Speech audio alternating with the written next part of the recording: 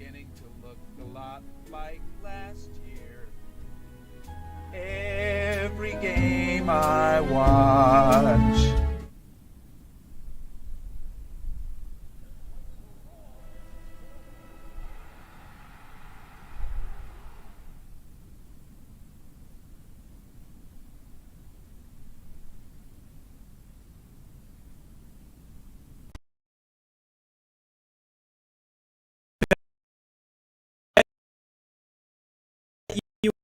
US.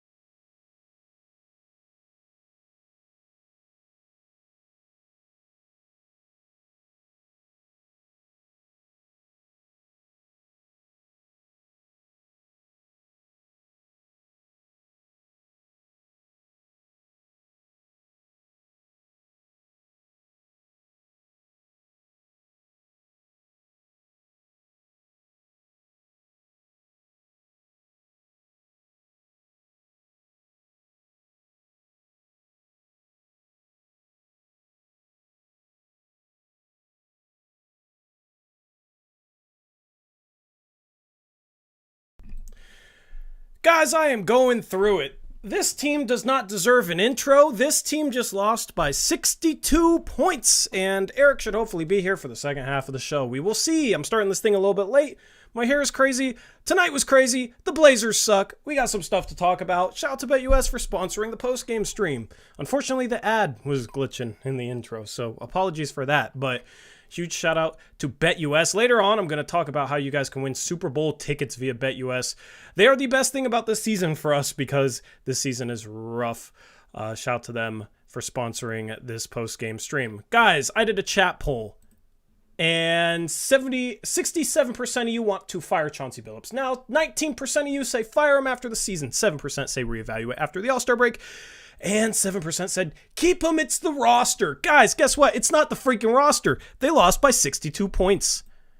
They lost by 62 points tonight. They have lost 5 out of their past 6 games, all by at least 21 points. They're averaging something like 90 points in those games. They got Anthony Simons. They got Malcolm Brogdon. They got Shane Sharp. They got Scoot Henderson. They got Jeremy Grant. What the hell is going on in Rip City? This is frustrating. So earlier today, I dropped an article criticizing Chauncey Billups for 750 the game. Shout out to them. That article came true in then some tonight in this disaster class that the Blazers just put up. Shout out to Rip City Retro who says, I'm co-hosting in spirit. Man, where do I start, guys? I am like... Normally I come on streams and I'm like, okay, here's what I'm going to say in the intro. I'm going to segue it to Eric, listen to what he has to say, segue it into this. Normally I come on the stream with a plan, or at least I'm like, my mind is clear enough where I can just make it up on the spot. We lost by 62 points tonight. We were down, 60 in the third quarter? At some point, you got to stop screaming it's the roster when you're down 60 points in the third quarter, right? Right? Chauncey has absolutely lost this team. This team, the effort was appalling. Absolutely appalling. I think Those of you who watched this game put in more effort getting this game on your TV or your phone or wherever you watch the game, because it's really hard to watch this team. The Blazers organization is actually trying to do you a favor, by the way, by making it as hard as possible to watch this team via the Root Sports package.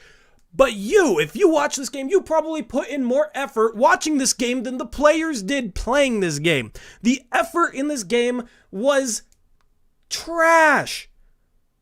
It was just disgusting stuff. And it's literally everybody. I can't even single anyone out. It's legitimately everyone. And it's not just the young players. That's why I'm tired of the youth excuse. Jeremy Grant on defense is absolutely appalling right now.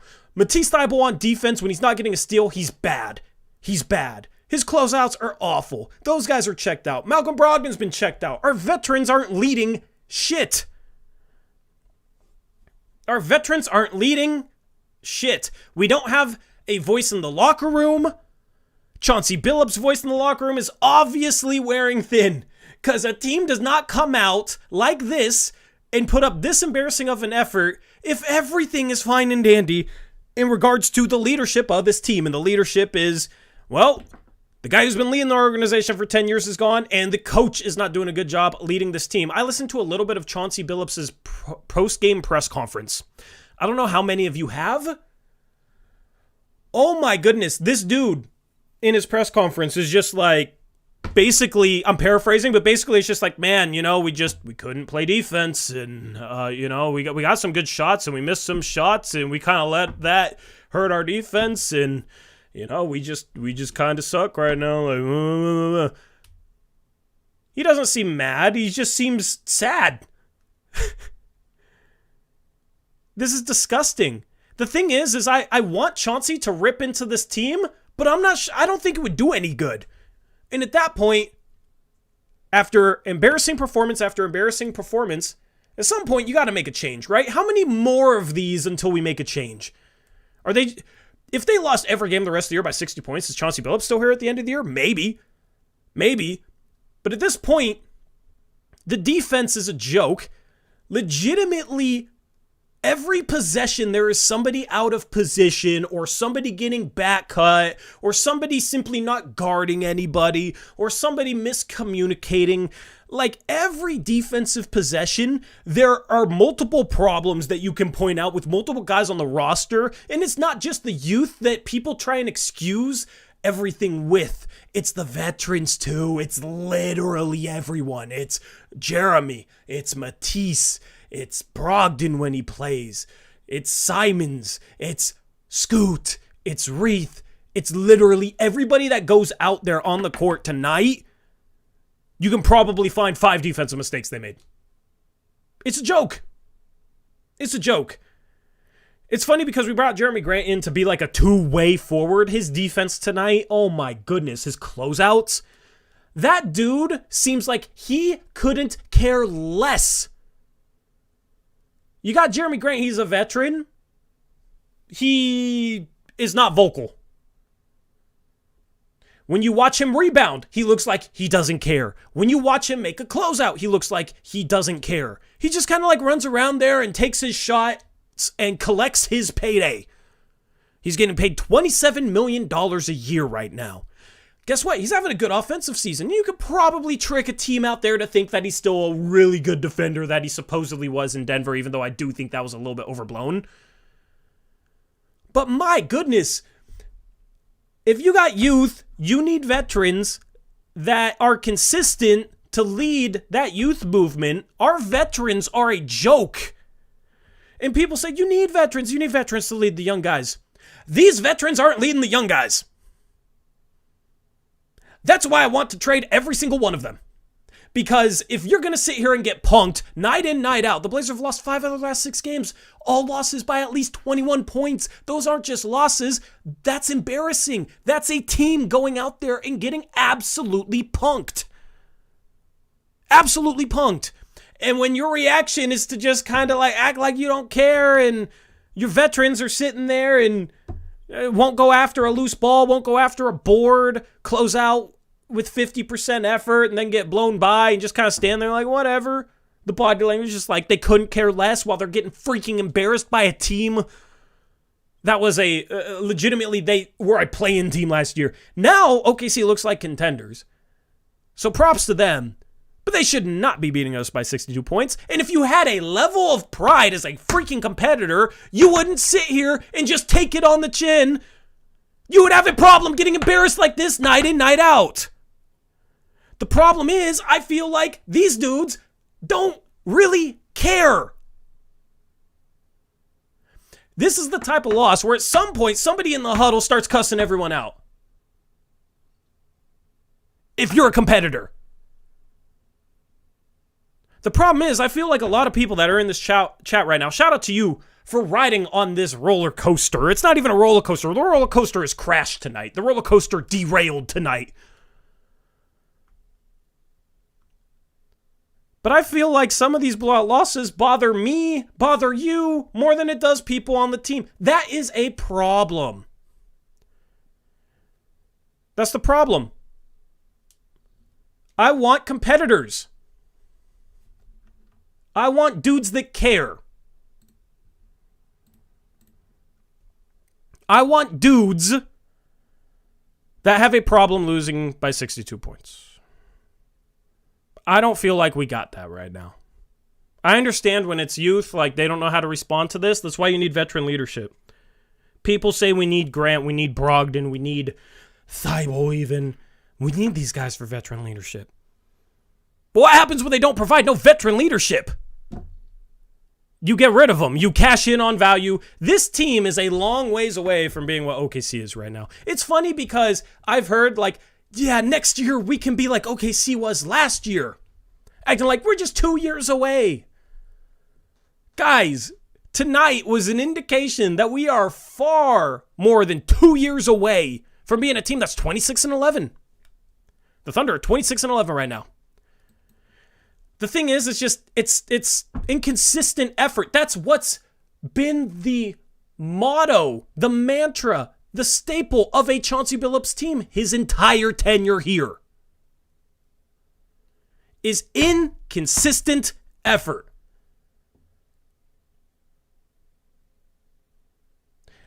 Another staple of a Chauncey Billups team is the teams don't get better. They do not get better throughout the course of the season. What did I say? This season is about development.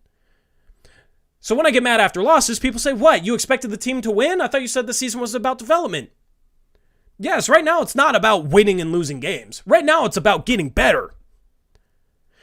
And I told you guys at the start of January, this stretch, if I know Chauncey Billups well enough, if I know this team well enough, this coach well enough, this team will have a terrible road trip and it'll be embarrassing. I predicted that before this road trip. That's my expectations from a Chauncey Billups-led team. And guess what? They even outdid my wildest dreams. My wildest nightmares. 62-point L tonight. I kind of got a side ache. Not gonna lie. I got a side ache. 62-point L. They've lost 5 out of 6 games by at least 21 points in all of them. Before tonight, their last 4 losses, they were averaging 93 points per game. Tonight, 77 points per game. That's the thing. It'd be one thing if they were showing up on one side of the floor. They're not showing up on either side of the floor. Their offensive structure, their offensive system is a joke. It's literally one action that's easy to shut down, and then they stand around. Nobody knows what to do. It looks like complete rat ball crap. Legitimately, I can find 4 random people from my rec league. You don't even have to give me the best players. You can give me just anyone from my rec league. 4 players. They will move better than what you're seeing from the Blazers. It is basic freaking basketball to pass, screen away, back cut when you're overplayed, move the ball, make a swing pass, make an extra pass, drive, draw, defender, and kick. This is basic stuff. It's hilarious how people try and sit here and act like this roster is incapable of basic basketball, stuff that you learn in freaking middle school. It's hilarious. If they were trying to move, trying to cut, running a motion offense, and failing to execute it, that'd be one thing. They aren't doing shit. They do nothing on offense. It's literally the Dame please save us offense, but we don't got Dame. So what is it? Chat, what is our offense? We have no identity offensively. When Chony Bips was hired, he preached ball movement and connectivity. And then this year in Media Day, they implied that, yeah, we're going to see more of that. They implied that Dame being gone was going to allow them to play like more of a team. This is not a team. This is a collection of individuals, some individuals that maybe know that they're already gone by the trade deadline. And offensively, they look like that. But they looked like that last year. It was fine, though, because you ran everything through Dame, and he made everything happen. And he would draw 2 and 3 defenders and make the right pass or score at the rim. But then half the fan base turned on him and said, like, they couldn't stand his style of play. Well, hopefully those fans are happy right now. Hopefully those fans that couldn't stand Damian Lillard's style of play is happy watching this offense where people stand around. Hopefully they enjoy watching Chris Murray go one-on-one instead of Dame. Hopefully they enjoy watching Jeremy Grant post up like Melo, but he's not even good at like mid-range fadeaway post-up shots. He's not as good as Melo was even. We're using Jeremy Grant like Melo, and then we don't know who to run iso ball through. But somebody has to make something happen because the offensive system ain't going to produce anything. It's very clear to me that players are unable to build a rhythm because of how clunky our half-court offense is. And we don't run. We literally get out in transition at like the lowest rate in the league. Despite being young and athletic, we don't run. Same exact crap as last year. People blame Dame for this team not running. Why don't we run now? We're young and athletic. We got fresh legs, right?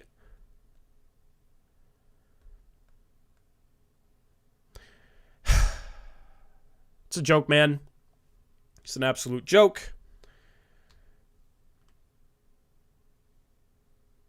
Absolute joke. Shout out to Josh Sargent, $5 donation, says, Misery loves company, keep your chin up, friends. I mean, honestly, when I heard they lost by 62, I laughed. Because I didn't watch the end of this game. I went back and watched some of it after the end of the game. Tried to make it through the second half. That's why the stream's going live a little bit late. I wanted to see really how bad it truly was. This was a disaster. But I heard they lost by 62. I laughed. I kind of wish it was more. At this point, more 60-point losses, Chauncey's probably gone, right? And I want a shakeup because this ain't working. And we're going to lose games like this. I knew we were going to lose tonight. I said tonight, I'm as confident that we were going to lose this game as I have maybe ever been in any Blazer game ever. And then they lose by 62 points. Somehow the Thunder were only 13-point favorites. The Thunder should have been 30-point favorites. Just frustrating, man. I'm always going to show my emotion, though. Because I'm one of you guys. I'm a fan. I'm one of you guys. I'm not a media guy that's going to tell you, like, you're dumb for thinking that Chauncey isn't doing a great job while this team is losing by 62. I'm not somebody that, doesn't want to ruffle feathers for credential purposes or because, we're cool with the GM. I talk to the coach on a daily basis. I don't want to criticize him. I kind of like not having credentials. People ask me, Tori, you should get credentialed. I like not knowing these dudes. Makes it easier to just tell it like it is. And this is crap. Shout out to Coleman Schleisch. Sorry if I said your last name wrong. Shout out to Coleman with the $10 donation. Says, sheesh, big dog. This channel is the only thing keeping me engaged in this dog shit season. Thanks for all your hard work and consistency. Thank you, Coleman. Appreciate you, bro. Thank you for the dono. I'm glad that we're keeping you engaged because you guys, the community, you guys are what has me most engaged with this team right now. If I didn't have a YouTube channel, if I didn't do this, cover this team, it'd be hard to tune in. It'd be hard to even care. Like, it's just, I'm a diehard fan, but my goodness, hopefully this is rock bottom. Hopefully this loss is rock bottom. I don't know. I mean, this is a disaster. Shout out to Starcadian, 117, $2 donation, says, a team absent of any leadership, simple as that. Yeah. The coach needs to be a leader. Somehow Chauncey is just not a leader for these guys. I don't know why. He's like a friend. They all like him. They're all friendly with him. They all respect him. They watched him growing up, and now they get to play for him. Yippee.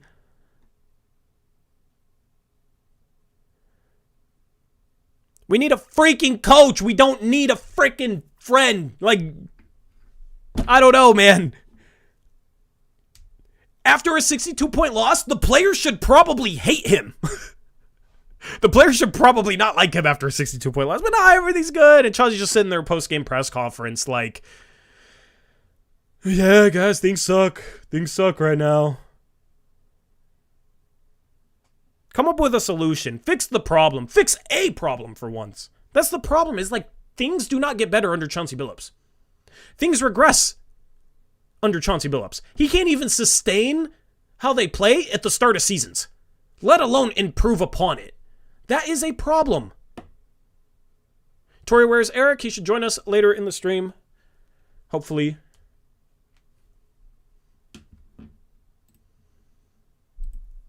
So that's the thing. When this season is all about development, that means that some things should be improving.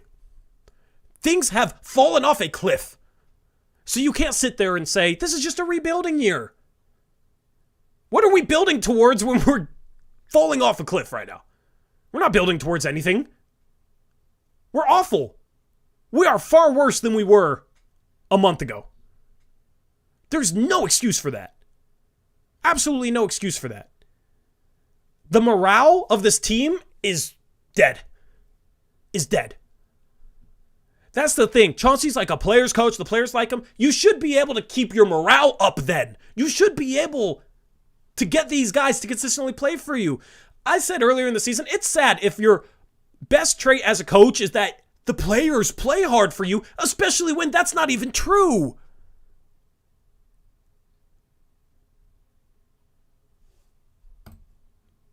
This is literally not even true.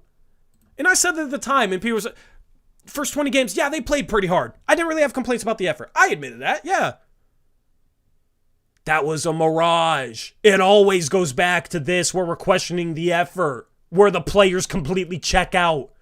It literally happened when we had Norm and Rocco and Dame and CJ.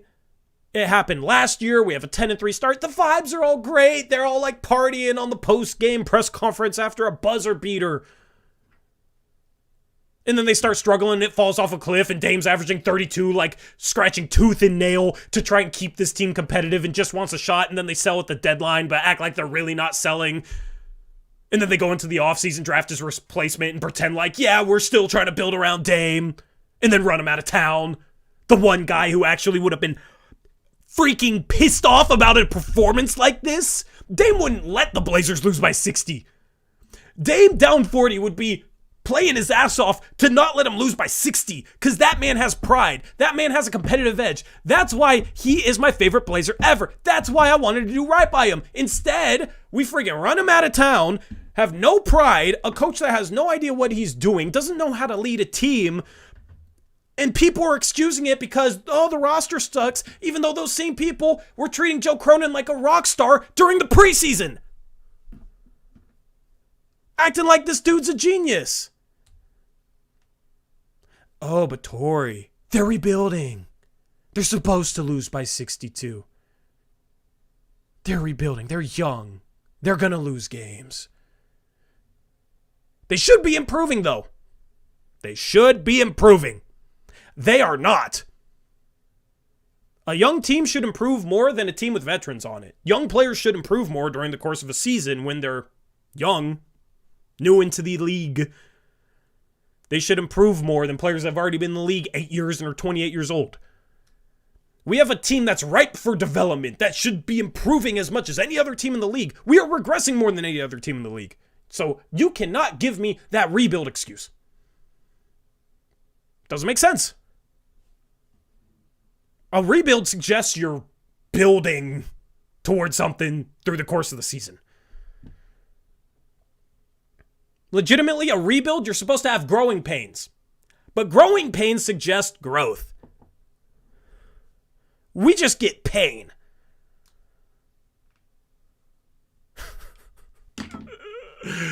Oh my goodness. Shout out to Rip City Retro with a $5 donation. Shout out to Rich. Love you, Rich. Says, Had Blazers plus 62.5 via BetUS. Woo.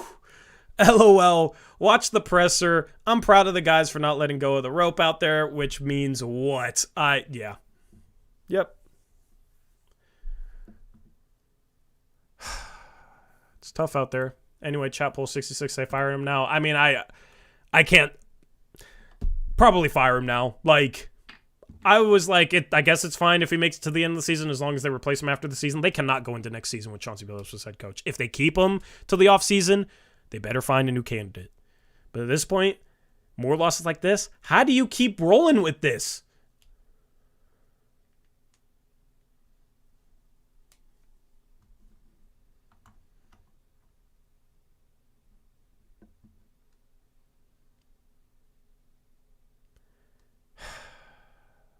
And so, chat, you guys are talking about a media member that is just hating on Scoot and Sharp.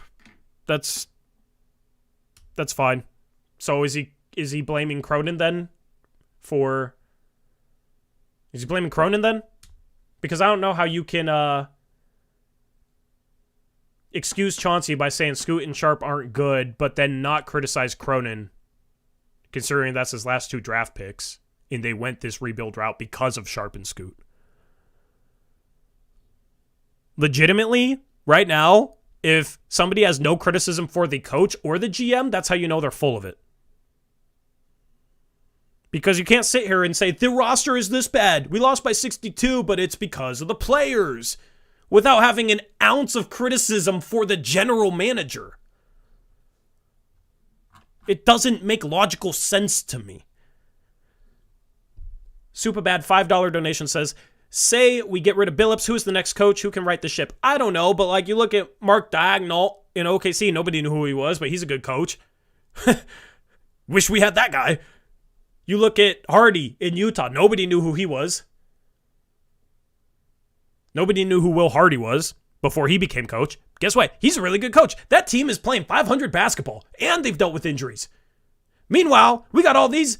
we don't have a worse roster than the Jazz, and we lose by 62, and people say it's the roster. How does that make sense? How does that make any sense, man? So as far as like who is the next coach, I mean, hire the right coach. I don't trust this ownership group to do a proper interview process and identify the right coach, but hire the right coach.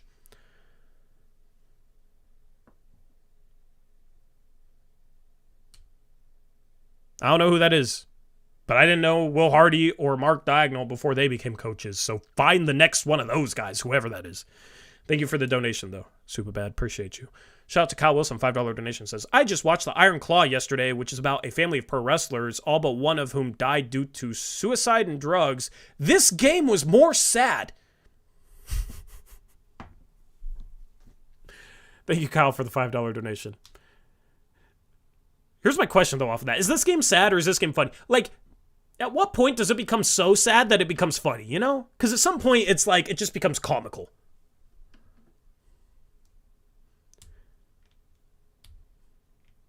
We get down by 50 and I'm rooting for us to lose by 70. Half for comedy reasons and half because we need to shake things up in the coaching department. And maybe in the general manager department.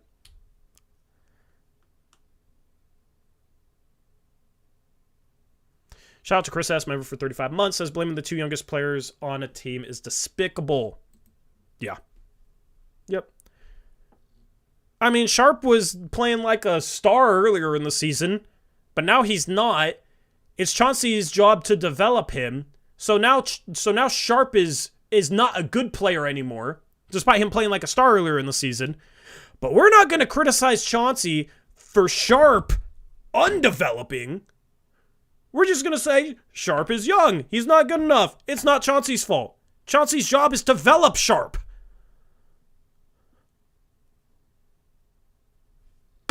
What are we talking about? How is the narrative around this team so screwed up? It is more screwed up, in my opinion, than when I was critical of Stotts. Because Stotts, at least you could look at results and be like, he's coached this team somewhere. No, that was mostly due to Dame, but like at least he coached his team somewhere. At least he won games in the regular season.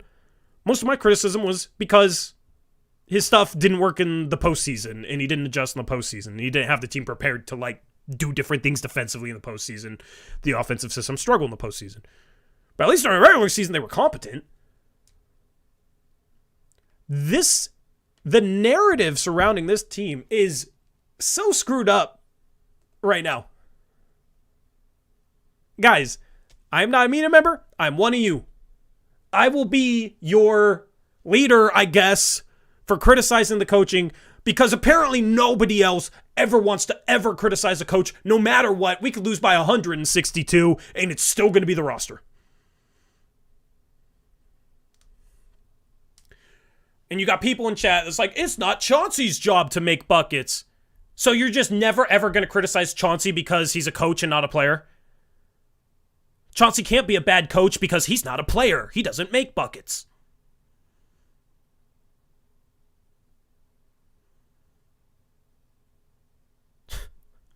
Come on. What are we talking about? What are we talking about?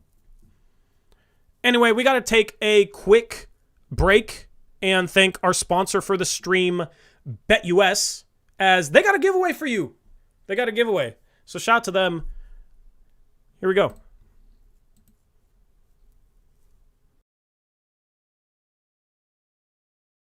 So as you guys know, BetUS has been our awesome sportsbook sponsor all season long, and they want to send you to this year's Super Bowl. That's right, they're giving away Super Bowl tickets, and there's very simple steps for you to enter this giveaway. First, place a bet on any NFL line with BetUS and share your bet slip on X/Twitter. That's a minimum of $25, and with 6 NFL playoff games this weekend, now's a great time to get in on that. Second, when you post that bet slip on Twitter, tag the official BetUS account as shown here and the friend that you'd invite to the Super Bowl. And third, use the hashtag BetUSLVIII.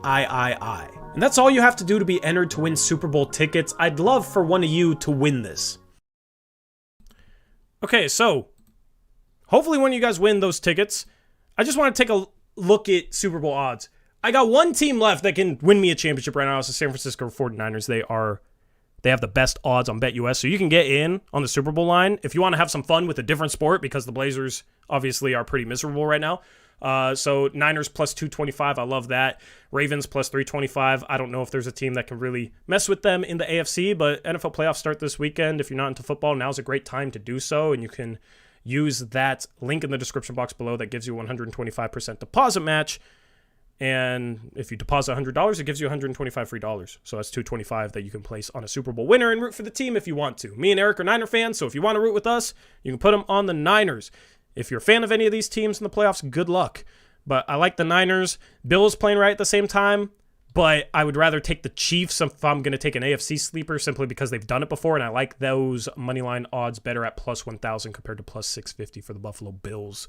And then as we get a little closer into like towards the All-Star break, we'll start taking a look at NBA champion moneyline odds, because I do enjoy the NBA as a whole, Blazers aside. So yeah, you can get in on any of this action. A couple good long shots. I think the Packers aren't a bad long shot at plus 10,000. Buccaneers, I don't really like. Rams at plus 5,000 is another good team. They've done it before. They got experience. They got Stafford. They got weapons around him. Kyron Williams, great season this year from him. So check out BetUS. Shout out to them for sponsoring the stream. Use that link in the description box below and receive a 125% deposit match. All right. Chat, if you got questions, let me know. Eric should be here soon, and I'm looking forward to Eric reigning. We're going to be here for a while. Hawaiian Brian says, Tori, you're okay, but I despise the Niners. Go Giants. Well, I don't despise the Giants. You can hate the Niners. That's okay. I just need one of my teams to win a championship. Some teams are a lot closer than others. But the Washington Huskies couldn't get it done for me. I'm a Huskies fan. I am now 0-5 in championship games for my teams. Gonzaga's lost 2, and the Niners have lost 2, and Washington's lost 1. And I'm also 0-13 when my teams make the Final Four. I'm cursed. I apologize for being a Blazer fan. Judy says not even the Pistons lost by 60 plus. Yeah, impressive amount of incompetency tonight. Shout out to Tony Heupel. Sorry if I messed up your name. appreciate the $5 dono, says, in a week where Jody fired Pete Carroll, how does she not fire Chauncey? If you all think the players are this bad, they are not. They quit on the coach. Yeah, they fired Pete Carroll. They fired the wrong coach. I don't really agree with them firing Pete Carroll. But if Jody suddenly has an itch where she wants to fire coaches, then I'm not complaining. Tori, who would be your dream head coach from who's available right now? I mean, like, none of them are my dream head coach. My dream head coach, like, out of everybody right now would be Will Hardy would be cool. Nick Nurse would be cool. Eric Spoelstra would be cool. Mark Daigneault would be cool. Coach is not available. Like, I think the best coach is probably somebody we've never heard of, because ex-NBA point guards do not do well as head coaches. They just don't. You would think they do. They played point guard, but Steve Nash wasn't good. Derek Fisher wasn't good. Jason Kidd wasn't good until, like, somewhat recently, but, like, I still don't think he's that good. Chauncey Billups, not good. There's probably a few others out there that you guys can listen and chat. But I'm tired of going like the NBA player has 1 year of experience and then becomes a head coach. Like, I'd rather go... A lot of the best coaches are guys that did not play in the NBA. Nick Nurse, Spoelstra, Will Hardy. Steve Kerr, lately questionable. He was a good coach. He wasn't a point guard, though. He was more a role player. It seems like the role players are better coaches than the guys who are stars or big names. But at this point, like, go hire the next Will Hardy. Go hire the Mark Daigneault. I don't know who that is. Are you still of the opinion Ant is a star? For me, his good games are super fun, but these horrible games are starting to rack up. I mean, he's going to struggle. He's never been in this position to dealt with defense like this. And I give him a pass because Chauncey's not making it any easier on him. And a lot of times he has to create against defense that's setting him double teams, sending him a bunch of attention, and he's having to create out of a stagnant offense where the defense is already set to load up on him. He has to take a bunch of shots. He has to take a bunch of tough shots. If he was missing a lot of easy shots, like, great. And I understand stars, like, that's what they do. They make tough shots. They beat teams that, like, double team you and that sort of thing. But Ant's version of stardom is not like Luka, where he's just going to dominate the ball and, like, score through 3 people at 2 miles an hour. Ant's version of stardom is he's good on and off the ball. As a spot-up shooter, he's one of those stars where he's good enough with the ball in his hands, in my opinion, to legitimately be a star-caliber player. But some of his scoring should be coming off of curls, off of pin downs, off of screens, like off-ball stuff. And we legitimately, like, do not run crap. We've started running less and less offensively. And the problem is what we do run is one action that gets stopped and then we're stuck. Ant has to shoot a lot of, like, late shot clock contested shots. That's why I have a problem with people ignoring context and just looking at the box score after a game saying, oh, look, he shot bad. He sucks.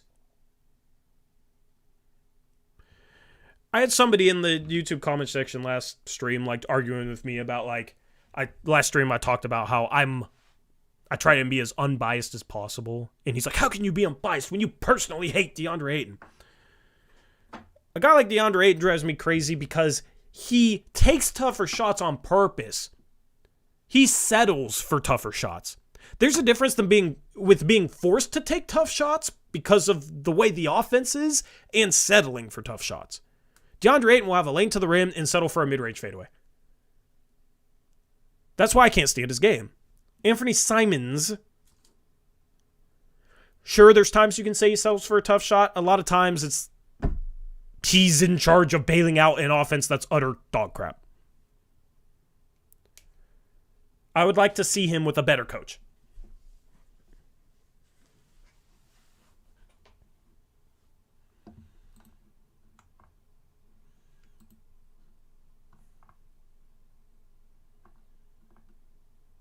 I would like to see him with a better coach. He was 4 for 8 tonight, 4 for 13 from the field. I mean, what did we shoot inside the arc? We shot 22% from 3. We don't have enough floor spacing, so that makes it harder. But that's also why you got to move. If you don't got floor spacing, you got to move. I mean, tonight was just a tough shooting night, I guess. But like Scoot 1 for 9. Oh my goodness. Minus 56. 4 for 21. We got to replace Dame with a guy that shoots 4 for 21, 1 for 9 from 3. If he had better floor spacing, I think we could evaluate him better. But he doesn't have much in terms of shooting around him. Like, Anthony Simons is in a really tough position to try and learn how to be the number one guy. So I don't expect him to do it consistently. I expect him to have games like this where he's going to struggle. Because it's not an easy situation for him. But it's funny because there's people out there that, like, are desperate for him to struggle for whatever reason. So they can pin it on us.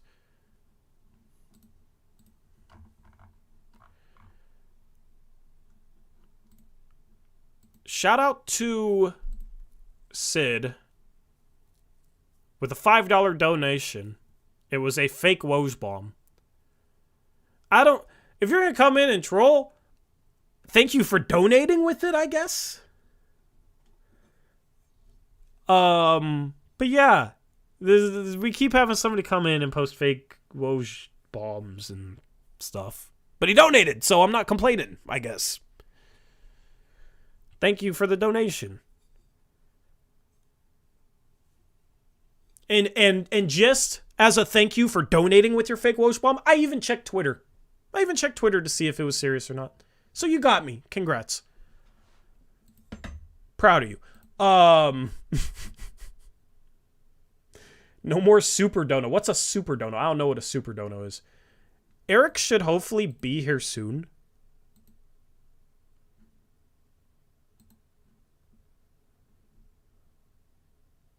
Fingers crossed. I would love to hear what Steven has to say. Or did I say Steven? I meant Eric. I was looking at picks against the spread standings. Chat, do you have questions? Give me your take on this game. I'll read off the best ones. I know I asked for it at the beginning of the stream, but I'll read off the best ones. Once again, shout out to BetUS for sponsoring this post game. It's lively in here tonight. I love it. If you're tuning in for the first time in a while, I've missed you.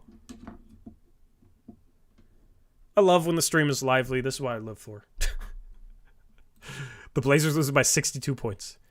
Steven, Brandt, Eric, Vaughn, whoever. Yes, Eric, yes. Are you going to be here, Eric? You're in chat. Do you want to show up and talk about a 62-point loss? Sean says Super Dono was that joke that you guys were talking about forever ago. I think you turned it into Super Mega Dolo Dono or some such. Yeah, I remember something like that. My memory is kind of crap.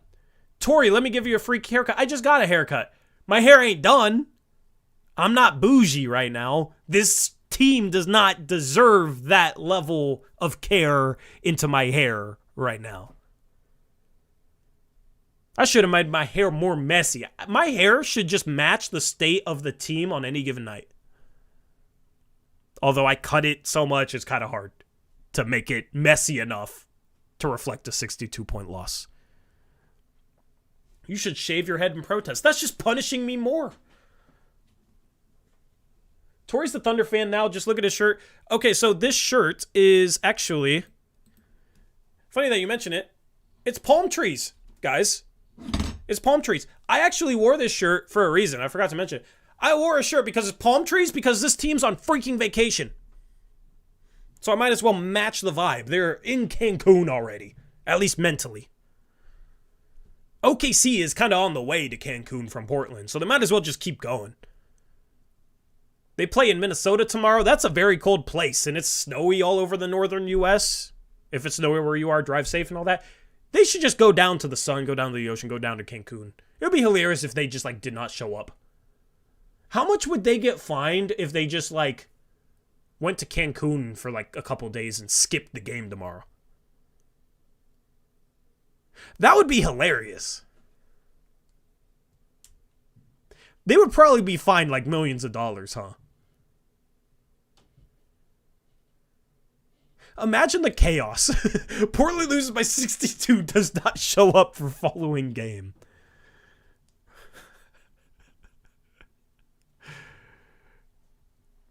Has a team in sports ever done that?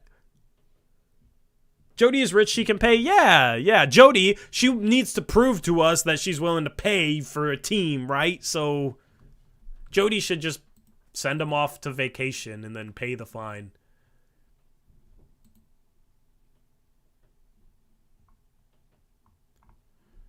How about we give Chauncey 3 more years? Learn from Eric Spoelstra? What?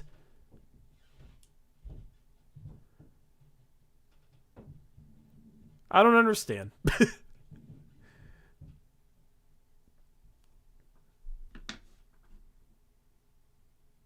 That's how you work up team chemistry, yeah. I mean, they always have some chemistry coming out of the gates. They were 3-3, believe it or not. Like 500 multiple games into the season. It was quite the accomplishment.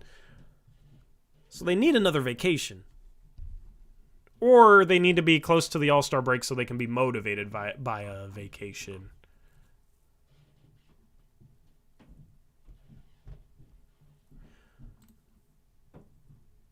I still don't know if... Did Eric say if he was going to join or not? Shout out to Ripsy Retro, $2 donation. Says, Chauncey Give-Ups. I like that name. Chauncey Give-Ups. You're welcome. Use it. LOL. Thank you, Rich, for providing content for our post-game shows. We appreciate it.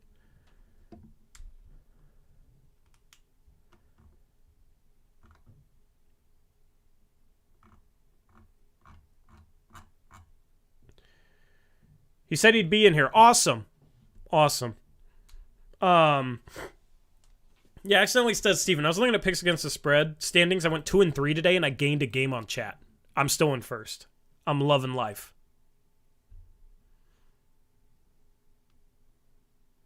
Won our rec league game tonight. It was beautiful scenes. Shout out to Superbad, $5 donation. Says, I'll be murdered for this. Does that word demonetize videos? Maybe I should have said unalived. I'll be unalived for this. Trade Scoot, keep Simons, trade to San Antonio for 2024 unprotected first-round pick. They need a point guard. We need draft picks. Not in this year's draft. This year's draft isn't good. I don't like that at all. You're selling low on Scoot. I mean, you just got to see it out with Scoot. You're selling way too low on Scoot. You got to see it out with him. I respect your opinion, though. Thank you for the $5 donation. Eric says 15 to 20 minutes. Okay, I'm going to sit back. I think I just relax and answer chat questions for the next 15 to 20 minutes. Then Eric comes on and Eric starts ranting. So, like, we just take a break for the next 15 minutes. That cool with you, chat? I'll answer some of your questions. We'll hang out. Shout out to Gabe. Says, hit the like, boys. Yes, let's get it to 100 likes. Gabe, we lost by 62. That's hilarious, huh? 62 points. I thought it was an NBA record. I thought the record was 58 points. Gabe, I was cooking for a minute, man. Torian chill. Yeah, it was Torian. If I'm ranting, what do you call it? Tori and what? Tori, do you have a coach in mind that would fit the Portland Trail Blazers? Honestly, no. I honestly don't. But that's fine. Let Eric Brandt coach the team for all I care.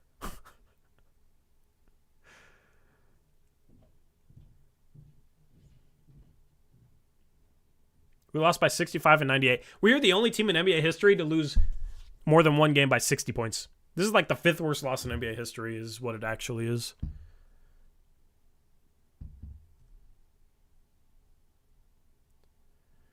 Three and 13 with Ant, 6 and 14 without Ant. I love correlation statements.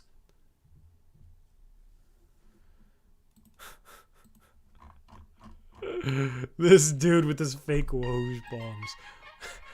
Keep donating your fake Woj bombs, bro. Shout out to Sid with the $5 donation with the fake Woj bomb of Brogdon going to the Golden State Warriors. Guys, Brogdon actually isn't going to the Golden State Warriors.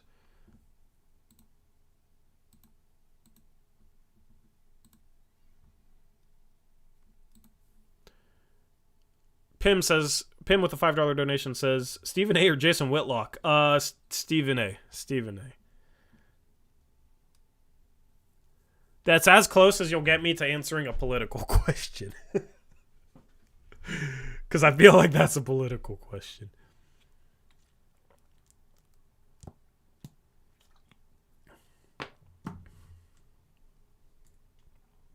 But as far as Ant goes, like, the record's worse with him. What is happening right now is not Ant's fault. Ant's responsible for his own play. He is not responsible for every other player on the team quitting. He's not responsible for him shooting 4 for 8 from 3 tonight, and the rest of the team shooting 7 for 41. We gotta stop making correlation statements.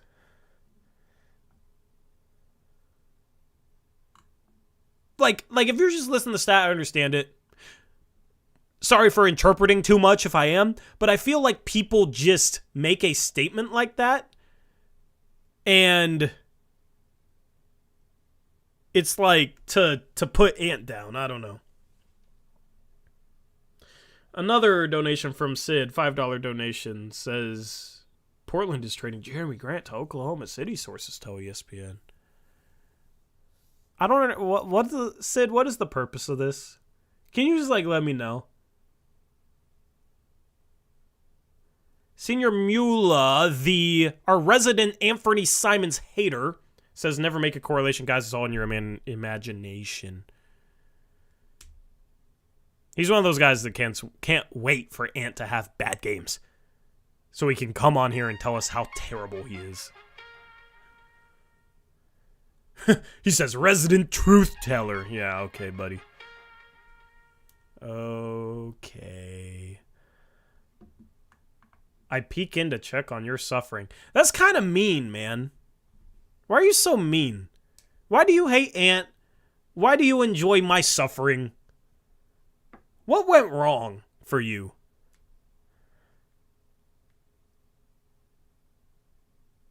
Looking forward to your answer.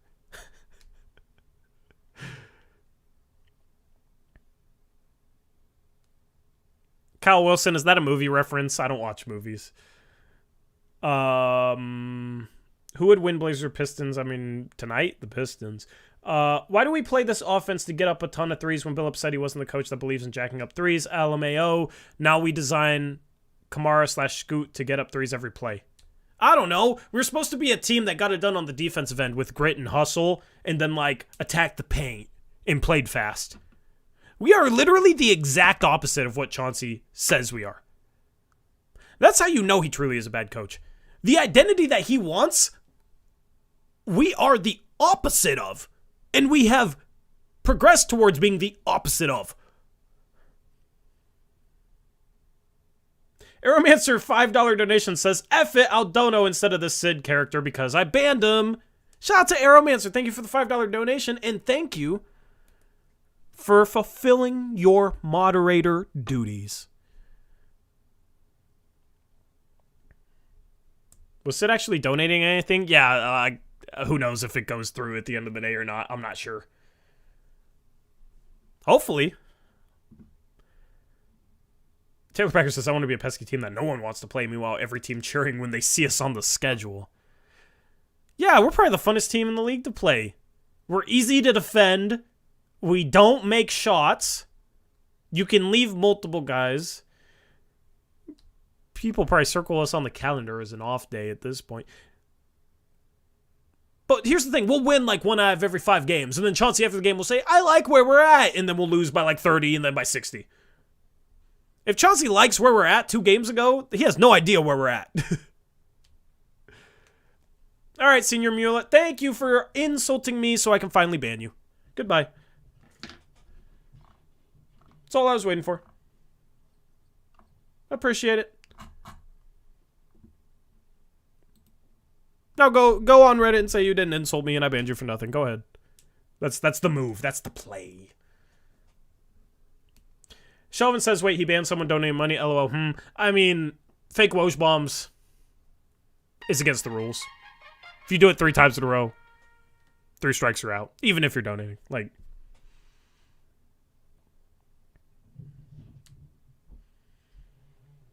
Troy, do you have any insight with the Moda lease that's up in 2025? I thought the team owned the Moda. I thought they owned the stadium. So I don't know. How the hell does a player go minus 56 in 31 minutes, man? Yeah, Scoot was bad tonight.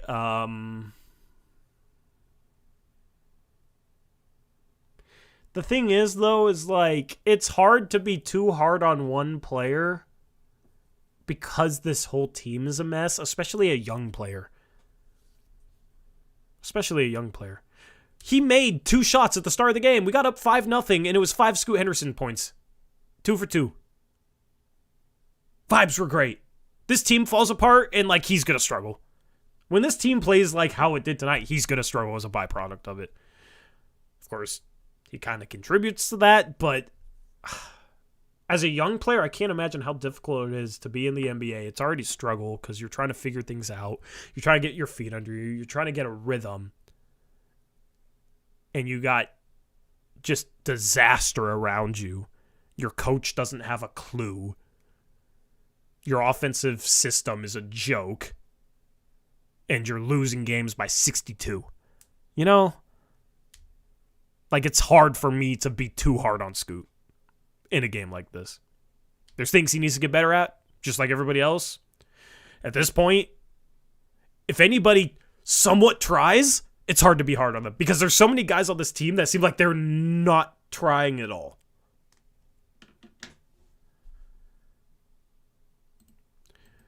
Sharp today was awful defensively, I thought. He's kind of checked out defensively. Duop Reith was a disaster defensively. Duop Reith just... There was like twice where his guy back screens and he like doesn't pay any attention to the pass that goes to the guy that's getting back screened for. It doesn't help at all. And it's just like, dude, what are you doing? And then like Ibubashi comes to the game and forgets Chet Holmgren can shoot. So Chet Holmgren gets a wide open 3. And it's just like, dude, like, what are these dudes doing? They're making me want Ayton. They're making me excited to see Ayton back. Oh, man. Reith can score. Defensively, he's probably always going to be bad. That's why I didn't think he was necessarily an NBA player. I'm fine with him on a third string, as a third string center, because he can come in and like help offensively and hopefully not screw up too much defensively if somebody's hurt. But he should not be the backup center next year. Some people wanted him to start. Defensively, he's really, really bad. Tankathon tonight? Absolutely, once Eric's here. I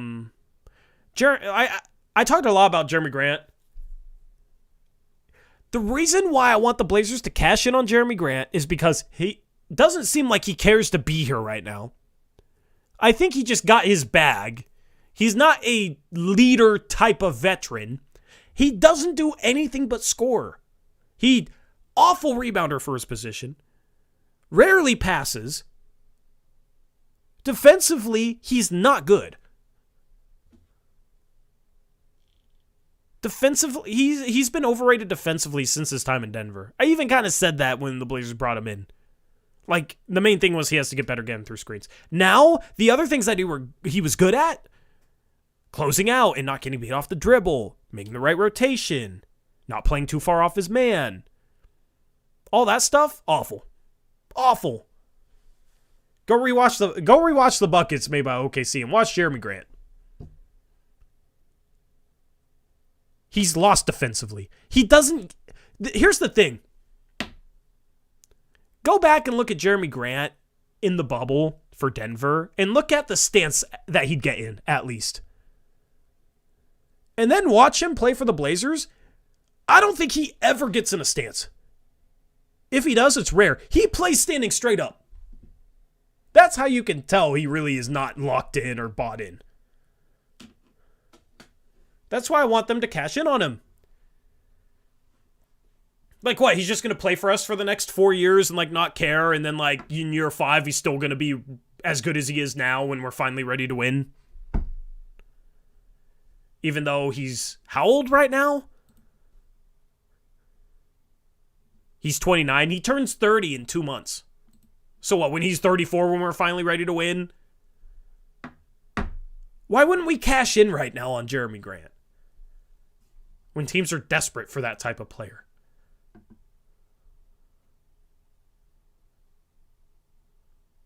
Carlos says Jeremy Grant is making $100 million for every rebound per game he gets. That's funny.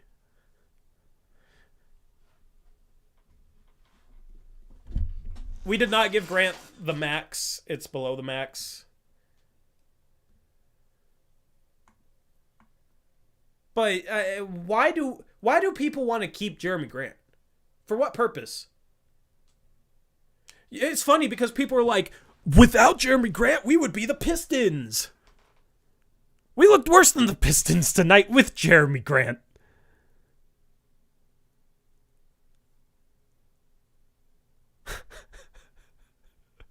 Like, what? Who cares if we're the Pistons? If we're going to suck, like, at least we have better lottery odds, and at least we'd have some future firsts to look forward to maybe make things better. I mean, why keep him? Why keep him? Like, I just truly do not understand the logic.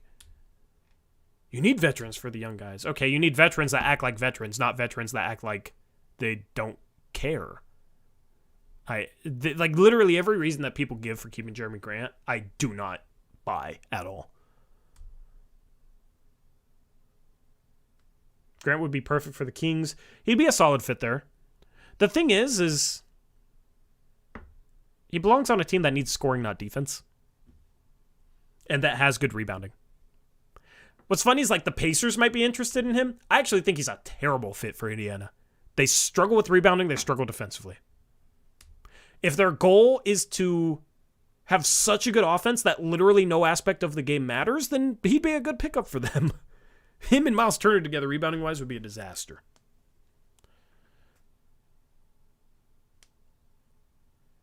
Yeah, shout out to Gabe. He's cycling through his YouTube accounts, leaving likes on the stream. Yes, leave a like.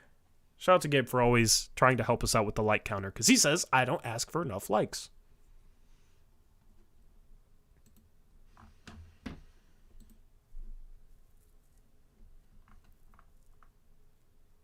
Eric should be here momentarily, and I'm looking forward to it. I'm fine with re-signing Grant, but only if he's traded this deadline. Didn't want to throw away a first-round pick for nothing. Cronin's already wasted enough assets as it is. Yeah, they got to get enough back for him, but you should be able to get enough back for him. Garben, you don't want to know. Trust me. Could the Blazers trade Grant for first-round picks? I think so. Actually, I'm very confident in that. How many? I don't know.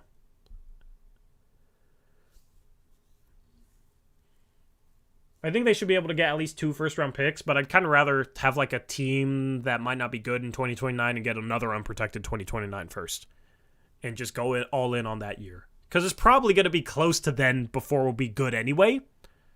So you might as well just have a bunch of assets for when this team is finally in playoff position to help this team get over the top. Because, I mean, this is literally, guys, this is what it has to be. This rebuild, I saw an analogy on Twitter. It was a good one. It's like going to the dentist. Like, you have to do it. You need to do it. So you do it. But it's very uncomfortable. You don't enjoy it. That's the rebuild. They got to trade Grant. They got to trade Brogdon. The team will be worse over the next couple of seasons, but you got to do that. You got to hit on the picks in this year's draft. If the team is too good to draft at the top of the draft next year, it means our young talent is breaking out all over the place. Because this team is so bad that it would take a lot of young talent breaking out. You trade Grant, try and get a unprotected 2029 first from it. You trade Brogdon, try and get a first for him. You trade Thibault, see what you can get back for him. You fill out the roster with young guys. You might not even need to tank the rest of the season. That's how bad this team is. Okay? You fire Chauncey either now or in the offseason. You bring in a new coach. You try and hit with the Warriors pick, which right now, we'll talk about in Tankathon, but right now it's 10th. And you try and hit with Portland's lottery pick. Who knows where that ends up. You go into next year, the team is probably going to be really bad again. You hope that you get the number 1 pick. You hope you get Cooper Flagg. The Blazers should have cap space, especially they should also try and dump Ayton in this equation. You take on bad contracts to get picks. You accumulate assets. After you draft players the next couple of years at the top of the draft, in 2027, hopefully the team is a playoff team that's like on the upswing, like definitely going to contend in the next couple of years. Okay. In 2028, 2029, hopefully that team gets to contention. And then in 2029, when you have the Bucks unprotected 2029 first, you have the Celtics unprotected 2029 first. And then if you have another team's unprotected 2029 first, maybe it's Golden State's. And Portland's in there as a contender. And Golden State and Milwaukee might be 2 of the worst teams in the league. So you could be talking about like 2 top 5 picks. But you already got a contender. Guess what? Now we are in business. That's what this has to be. That is the pathway for this team to get to contention. You don't have to rely on signing free agents. You don't have to rely on somebody wanting to live in Portland, Oregon. That is the path to contention. That path also, you don't have to hit on every pick. You don't have to hit on every pick. Even if the team isn't in contention, having those assets in 2029 could potentially get you there. Whether it's trading them for a player to bring them in, or if you get really lucky, maybe you have the number 1 pick from Milwaukee. And the Dame trade is a huge success because you draft an absolute stud with the number 1 pick. The next Anthony Edwards. Look at Anthony Edwards, what he's doing in Minnesota right now, leading that team. Then you're in business. Then you're cooking. That is the pathway. It is not going to be anything soon. And if it is, great. If it is, great. But if we're going to go through all this pain, it has to be a long-term vision. It shouldn't be, man, we can't trade Jeremy Grant. We'd be even worse without him. It doesn't matter how bad we are right now. We suck.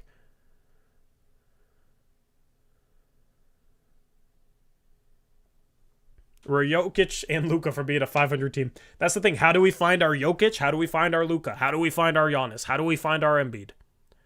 We do not have, in my opinion, we don't have anyone on this roster that's ever going to be a top 10 player. That's just my opinion. Maybe, but it is very, very likely that we don't have a player that's ever going to be a superstar on this roster right now.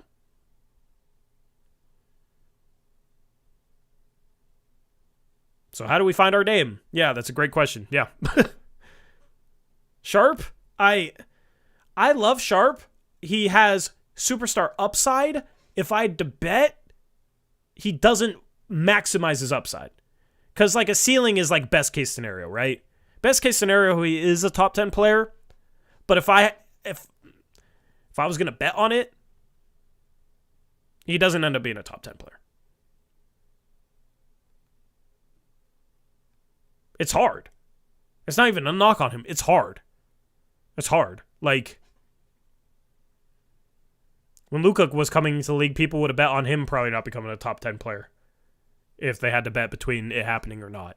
Definitely with Jokic, you know, it just kind of happens. Like, Giannis was the 15th pick, you know? Giannis was like an upside swing. He was a high upside kind of unknown prospect, but I don't know how the Blazers do it. They probably got to find that guy in the next few years. And if Sharp becomes a top 10 player, great, we're cooking. But he has a lot of work to do. He has a lot of things to improve on. Also, does he have the mindset? Does he have the killer mentality? Because every top 10 player has a killer mentality.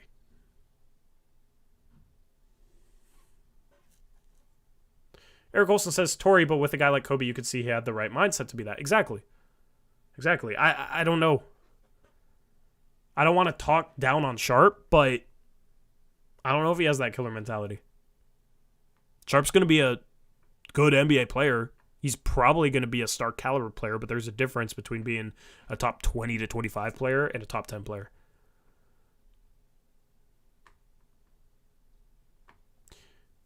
Crazar156 says, as a SGA believer, no one in the fan base thought he could become top 10 even after the CP3 season.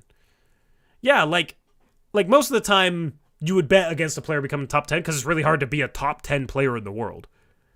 And if it happens, great. It happened with SGA. And now the Thunder are in a beautiful spot because of it. So hopefully it happens with Scoot or with Sharp.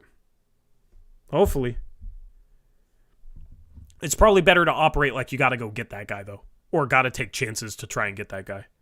And if you end up with two of them, then you're fine.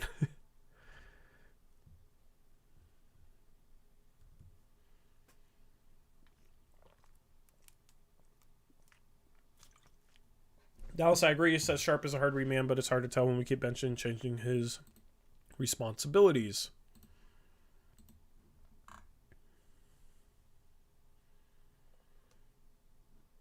Arrow's going to put a trade in the chat for us.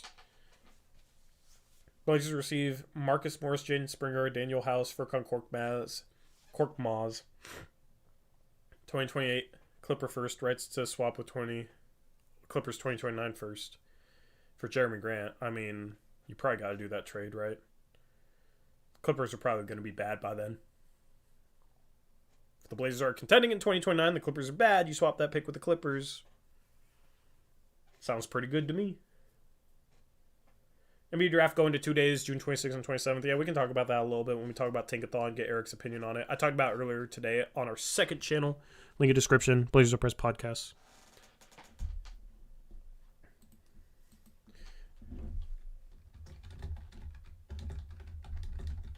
Let me ask if he's coming on tonight. Looks like Cam Whitmore has that mentality and potential. I would love to take a chance on Cam Whitmore. I would love to trade Jeremy Grant for Cam Whitmore. I'd do that in a heartbeat. You look at, like, they're not the same player, but you look at, like, Jalen Johnson. He was a highly regarded prospect, and then people thought he'd go back end of, like, the top 10, and then he fell to 20th, I believe.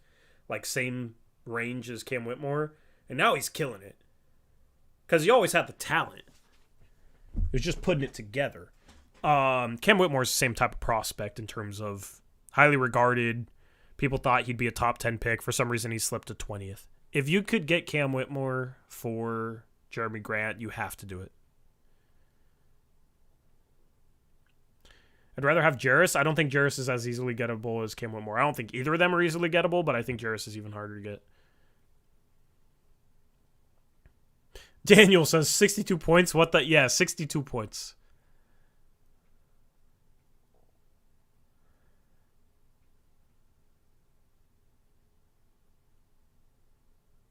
Rockets would never do that. I always love when people say, these teams would never trade this guy or never do that, and then it happens. So never say never. Never say never. We probably would have said that Rockets would never give Dylan Brooks the contract they gave him. Or Fred VanVleet the contract they gave him. I don't think Cam Whitmore is likely. I think if the Rockets are smart, they just hang on to him. But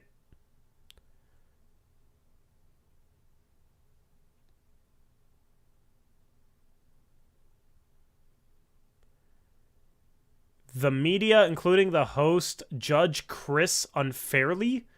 No one was there. We're hearing rumors from people who weren't there either. Judge Chris? Who's Chris?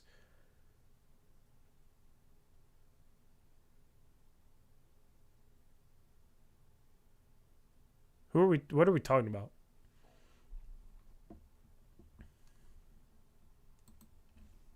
I don't understand.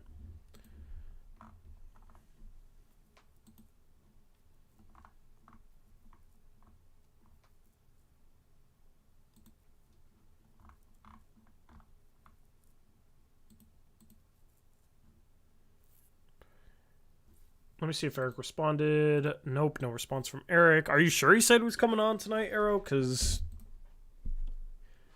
I don't know. Who was obsessing about Jericho in here before you showed up?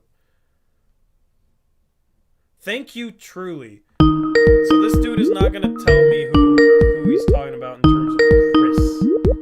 Also, hopefully you guys like Skype ringtone music. I just had to ask where Eric was to get him to show up. Magical stuff. Magical stuff. Okay, well, Eric. Let me get your cam up here. Bang! Hi. Hello. We lost by 62. And were you able to watch? For? What's up? What'd you say dang for? Did I say dang? I said bang. Oh, bang. I put you on the screen and I hyped you up with a bang. Yeah. Okay, nice. Yeah. I thought you said dang. No. Like something was wrong. I was asking for you. I was wondering where Eric was. Yep. Because I want to hear your thoughts on this. Did you watch the game? Yeah, I watched, it was like 115 to 40 something. It felt like it was like that when I stopped watching and started playing. So yeah, I didn't see the Chris Murray / whoever the hell else we had out there at the end. Ryan Repair minutes. I saw a few minutes of that, but not a ton of that. But I saw all the relevant time up until that point. Yeah, we're gonna have to have you go in and just kind of hear some of your thoughts. I don't know how much of the stream you've listened to. I've listened to a decent amount. I'm done. I'm done. Before we get into things, let's start with something fun. Let's just kind of like slowly segue into this, and I want chat to participate in this as well. I brought up earlier talking about like champion odds with BetUS. Let's just do that now. Let's just do it. I want to know right now, because today was interesting. You had the Celtics versus the Bucks. The Bucks have been struggling. The Celtics have been great. They were like the favorite, and then the Bucks absolutely destroyed them. Absolutely destroyed them. So I got the odds right here via BetUS. Once again, you can sign up for BetUS. Use our link in the description box below. Gives you a 125% deposit match. That's $125 free dollars with a $100 deposit. So you can get in on this action. Eric, right now, with the betting totals obviously taken into account, like which team on this list would you take through BetUS?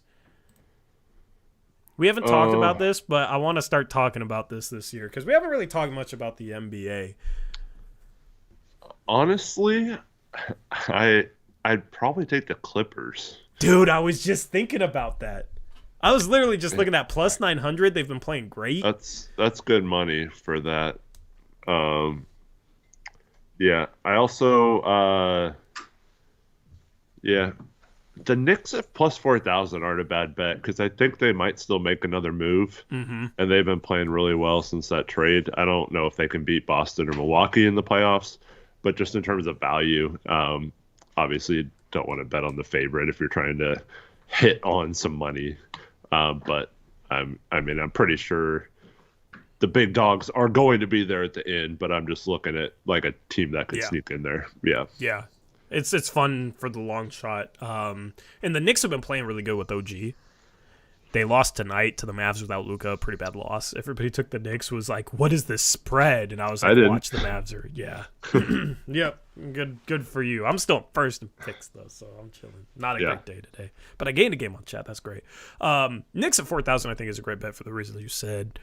I think plus 4,000 for like the way they've been playing with OG feels a little low, and then they are as likely as any team to like trade for a star or make another move. So, and the refs, they love their big markets. Does that come into play? Just it has for helped LA out since like the 70s, right?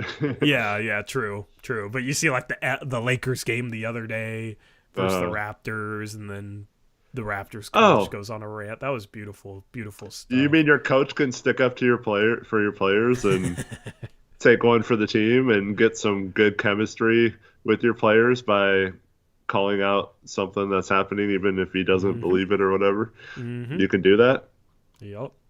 Like when Ant got mad all those times he was driving and not getting a call, Chauncey could have stepped up and gotten a T for him instead of Ant having to argue. Oh, man. I can't wait for you to go in on Chauncey. A couple of teams that I'm looking at. Orlando plus 12,500. I feel like they got some assets. They could make a trade. I know they've been struggling lately, but they got some talent, and they're kind of hard to match up with. Like, if you want to go for a super long shot bet, I don't hate that. They got, like, the pieces to defend a Tatum. Like, Wagner's a good defender. Fultz, Suggs are good defenders. So, like, Tatum, Drew, Giannis, Dame. Like, I actually like the way Orlando matches up. I know he got a tech tonight, but I mean, we lost by 62. Does that really matter? Like, it's not like we lost a close game and he stuck up for his team. The time to do it was in close games earlier in the season instead of when. So yeah, I heard you talking about the deficit. We've lost 5 out of 6, Tori. Yep. The lowest amount of differential, our best defeat, if you will, in those 5 losses is 21 points. Mm-hmm. Yep, that's what I was saying. Yep, 21, 29, 36, 28, and now 62. Did you read my article today? Because, I listed those. Yeah. So what is we the talked average? about our Hoops crush as well. Mm-hmm. What is the average out of those good. 5 games? I mean, obviously 62, like 21 skews plus it a little bit. 21 plus 28 plus 29 plus 36 plus 62 divided by 5. We've lost 5 out of 6 games, and those losses we've lost by an average of 35 points a game. The problem is, thank you, Spencer. You can't look at this team and say, at least they're being competitive, right? Like, you could say that earlier in the season, outside of the first time we played OKC, there wasn't, I mean, we got down by a lot, but we tried to fight back in games, and we had several games where we cut it to 10 and never got closer or anything, but they at least got, like, made runs and made it, like, somewhat like, oh, are they going to be able to come back in this? But lately, it's just like they just get down, and then you look and they're down by 10 more a few minutes later, and then they're down by 10 more, and then all of a sudden they're down by 30 in a blink of an eye. And so I don't understand how some of these people can say that, like, oh, it's okay because who can win with this roster? Like, that's not the point. The point is they're getting worse. The season was about development. They're a young team. They should be getting better, and they are getting drastically worse. Mm-hmm. Yeah, like a lot of losses at the start of the season were competitive when we had less healthy talent on the roster than we do now. Now we have more healthy talent on the roster, and we're getting destroyed, and we're not even competitive, and the effort is bad. How is there no criticism for the coach in that scenario? Yep.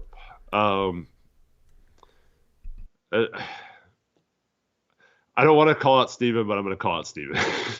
And so he had one of those, no offense, but let me say something really offensive. And I can't stand that. And I responded to it, and he said, learn to read. I said I wasn't going to defend Chauncey, but then he'd go on and, like, defend him, like it's you just can't, the middle ground stuff. Yeah. Right. Like, you can't, like, if I say something offensive, I don't get to then say, I said no offense, dude. Like, you can't say that. Like, come on, man. Like, and that's how I feel like half of the Blazer fans are being right now. It's like, you can't, like, what are they supposed to do? They're a young team, and there's nothing Chauncey could do. No, coach. Greg Popovich in his prime would never win with this roster. Who the hell cares? We lost by 62. And we're getting blown out every game. They're not competitive. They're not fun. You could say that earlier in the season. They were. But like you've been saying, every year now under Chauncey, whether it's injuries or not, they've regressed at this point in the season, and it's gotten worse. And we've looked like a flat-out tanking team in January every season since Chauncey's been in charge, and that is not it's not how it's supposed to work. Like, you're supposed to be getting better, and you can develop a culture and lose games. Yep. But you could also develop a losing culture while losing games.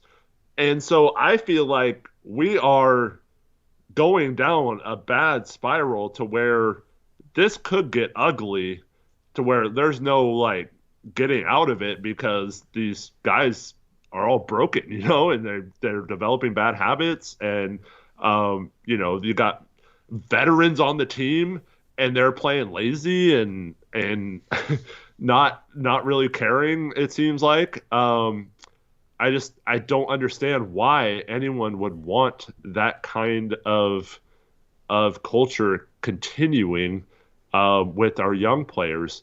The most important thing this season is making sure we get as much opportunity to see those guys and get as much information and development on Sharp, Scoot, and Simons as possible.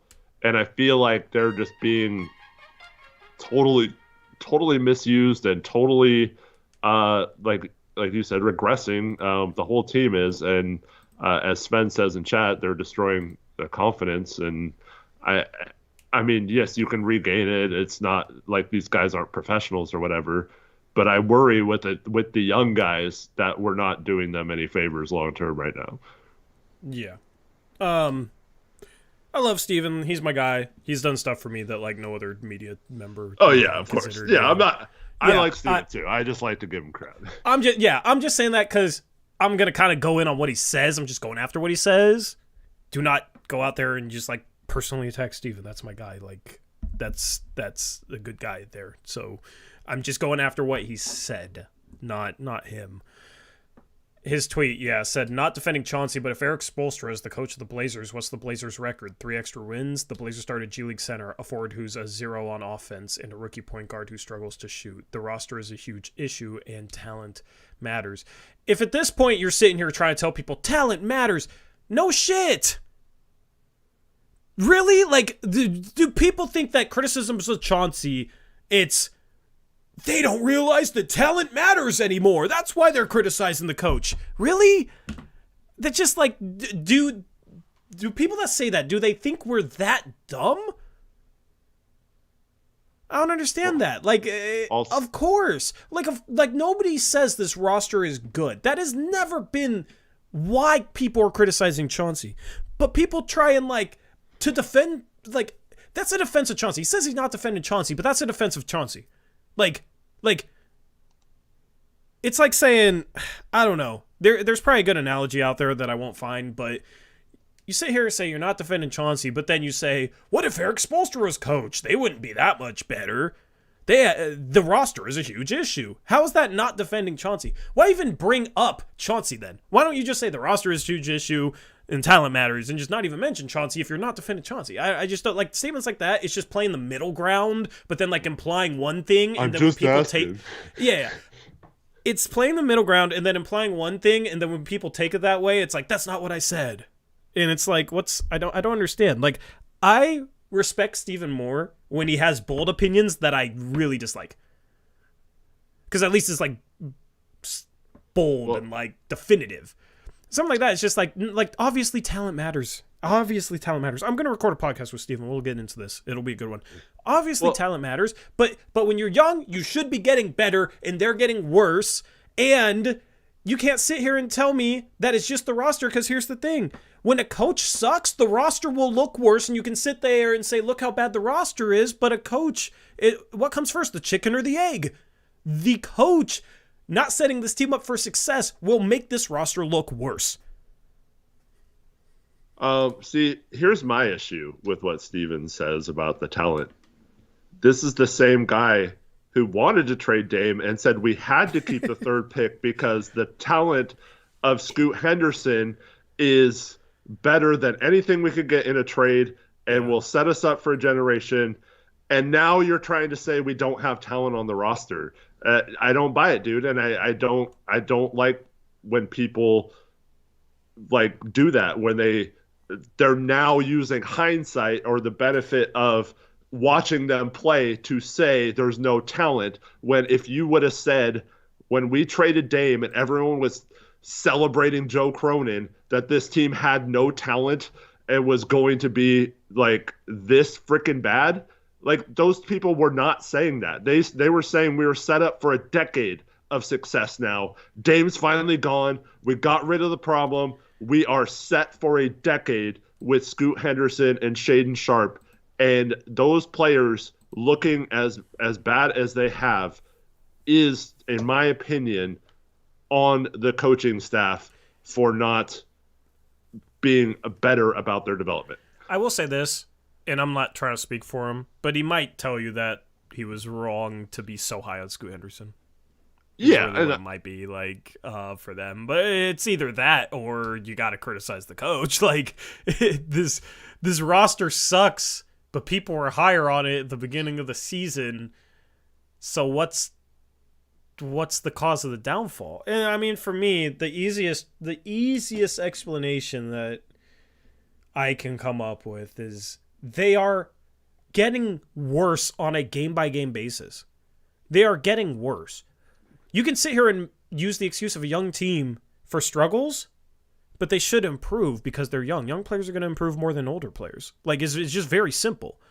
And this team should be improving on things throughout the season. You can see them actively getting worse in every area of the game. Especially defense, which is a huge issue.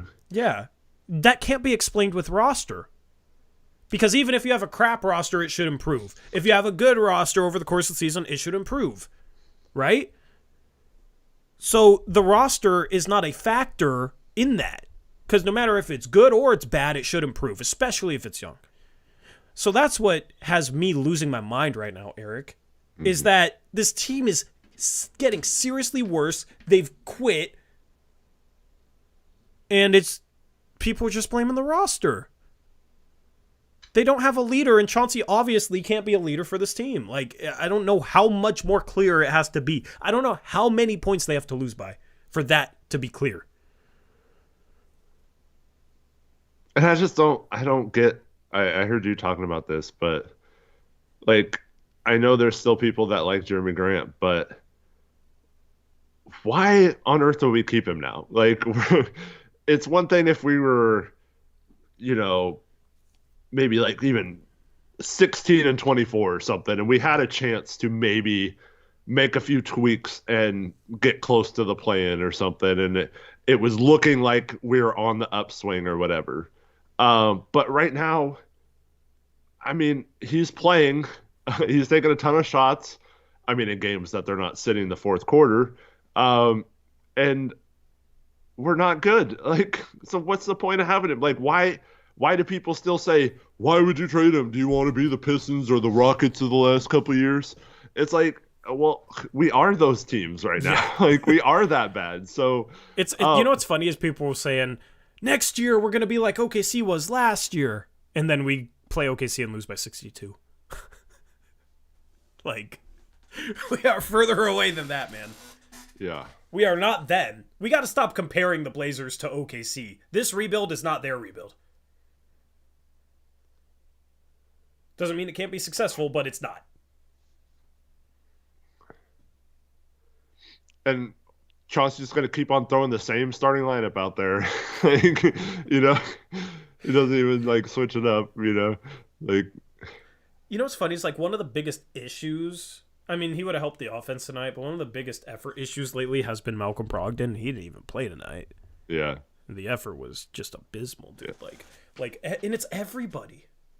Yeah, well, there's also, not having Jabari, who's one of our biggest hustle guys, hurts as well. But that's the problem. I mean, he's like a role player off the bench, so. You got too many nice, quiet guys on this team. The thing is, that can be fine if you have a coach that knows how to lead him. Chauncey doesn't know how to lead him. This is not in any way a defense of Chauncey. Because at the end of the day, the roster is not good. But Chauncey deserves a ton of criticism right now and should probably be fired. But there's other stuff on top of that. And one of the things right now is you got too many nice, quiet guys on the team. You don't have a leader in the locker room.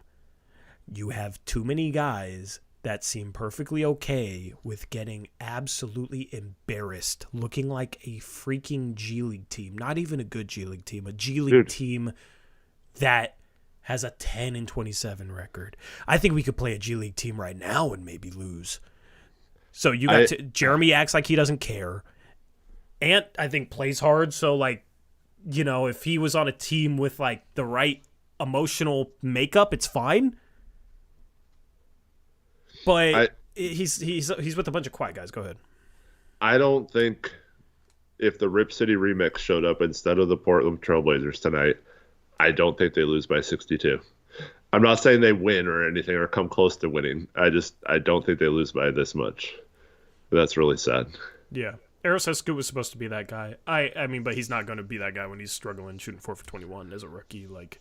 So Simons is included with that, but Simons is good.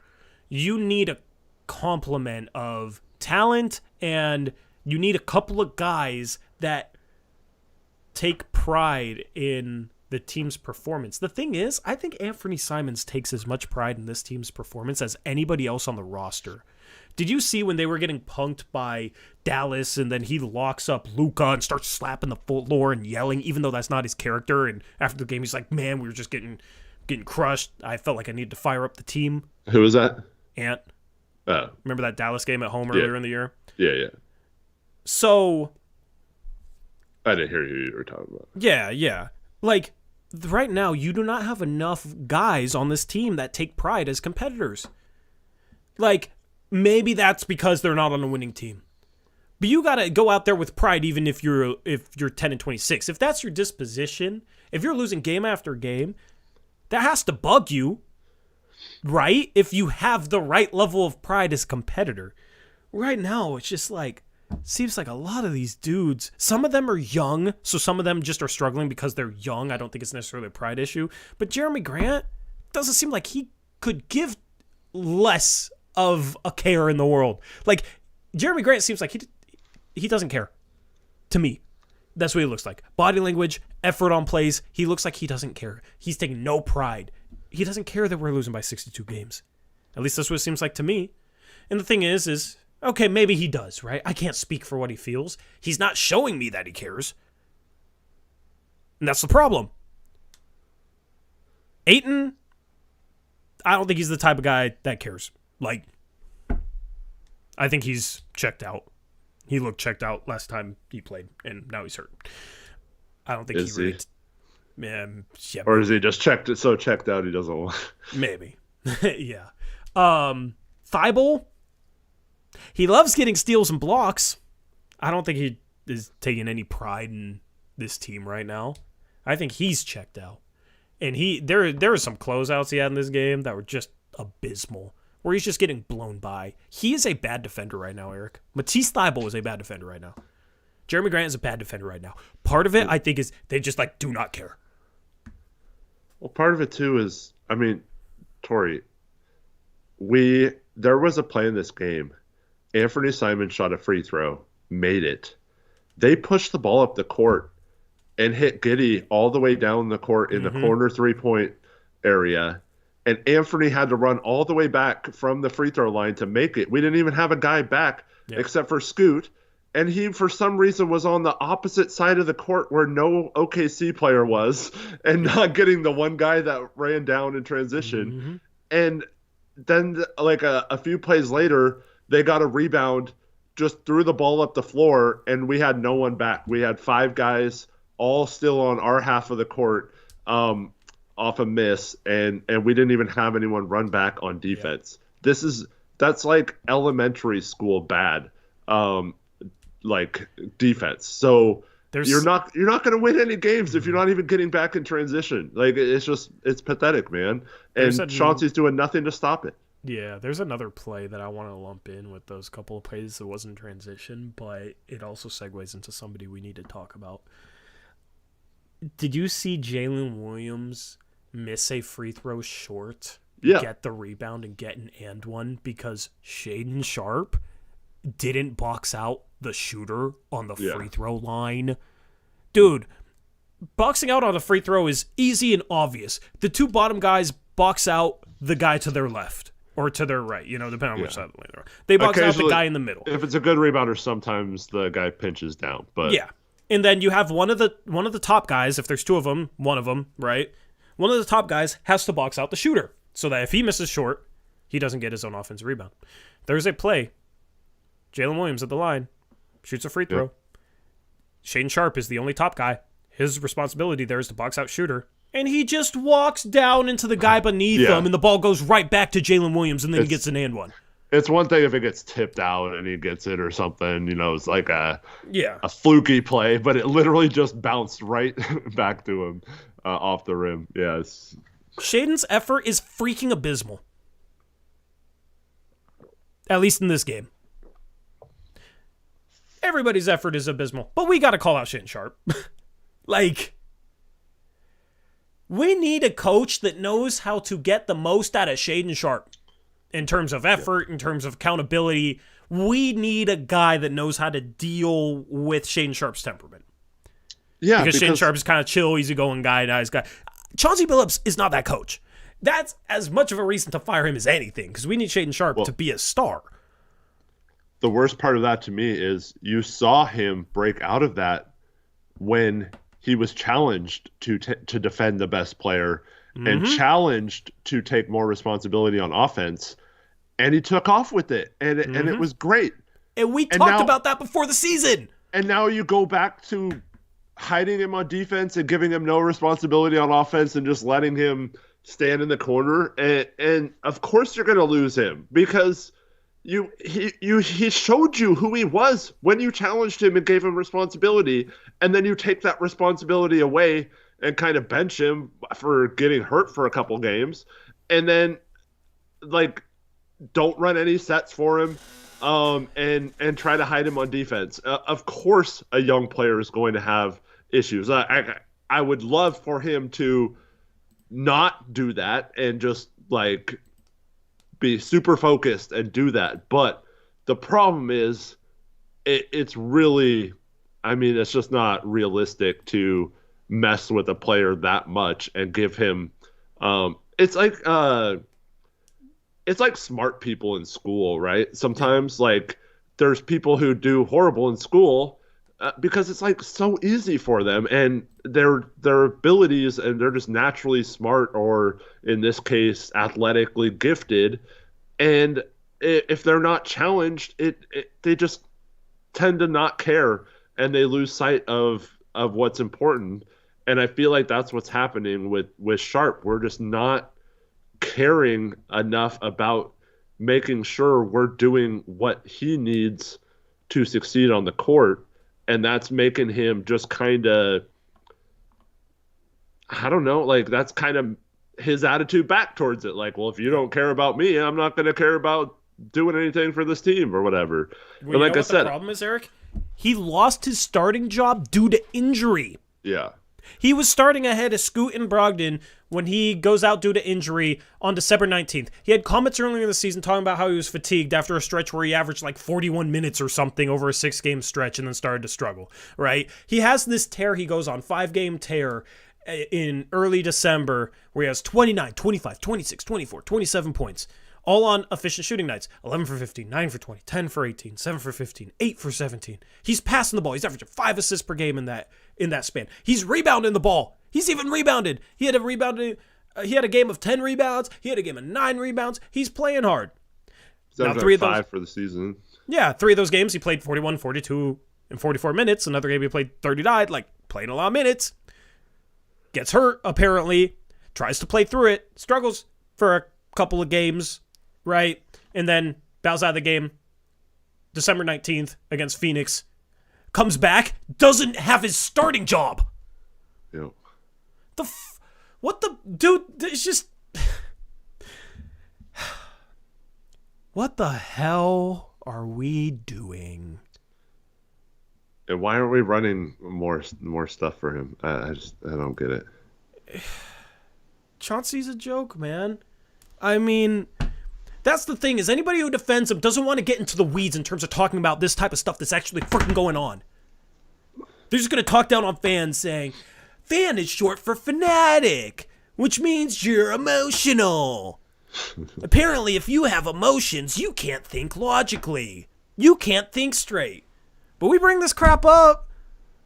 They don't want to get in the weeds with it. They don't want to address it. All their defenses for Chauncey, none of them are about, oh, he's good at this or he's good at that.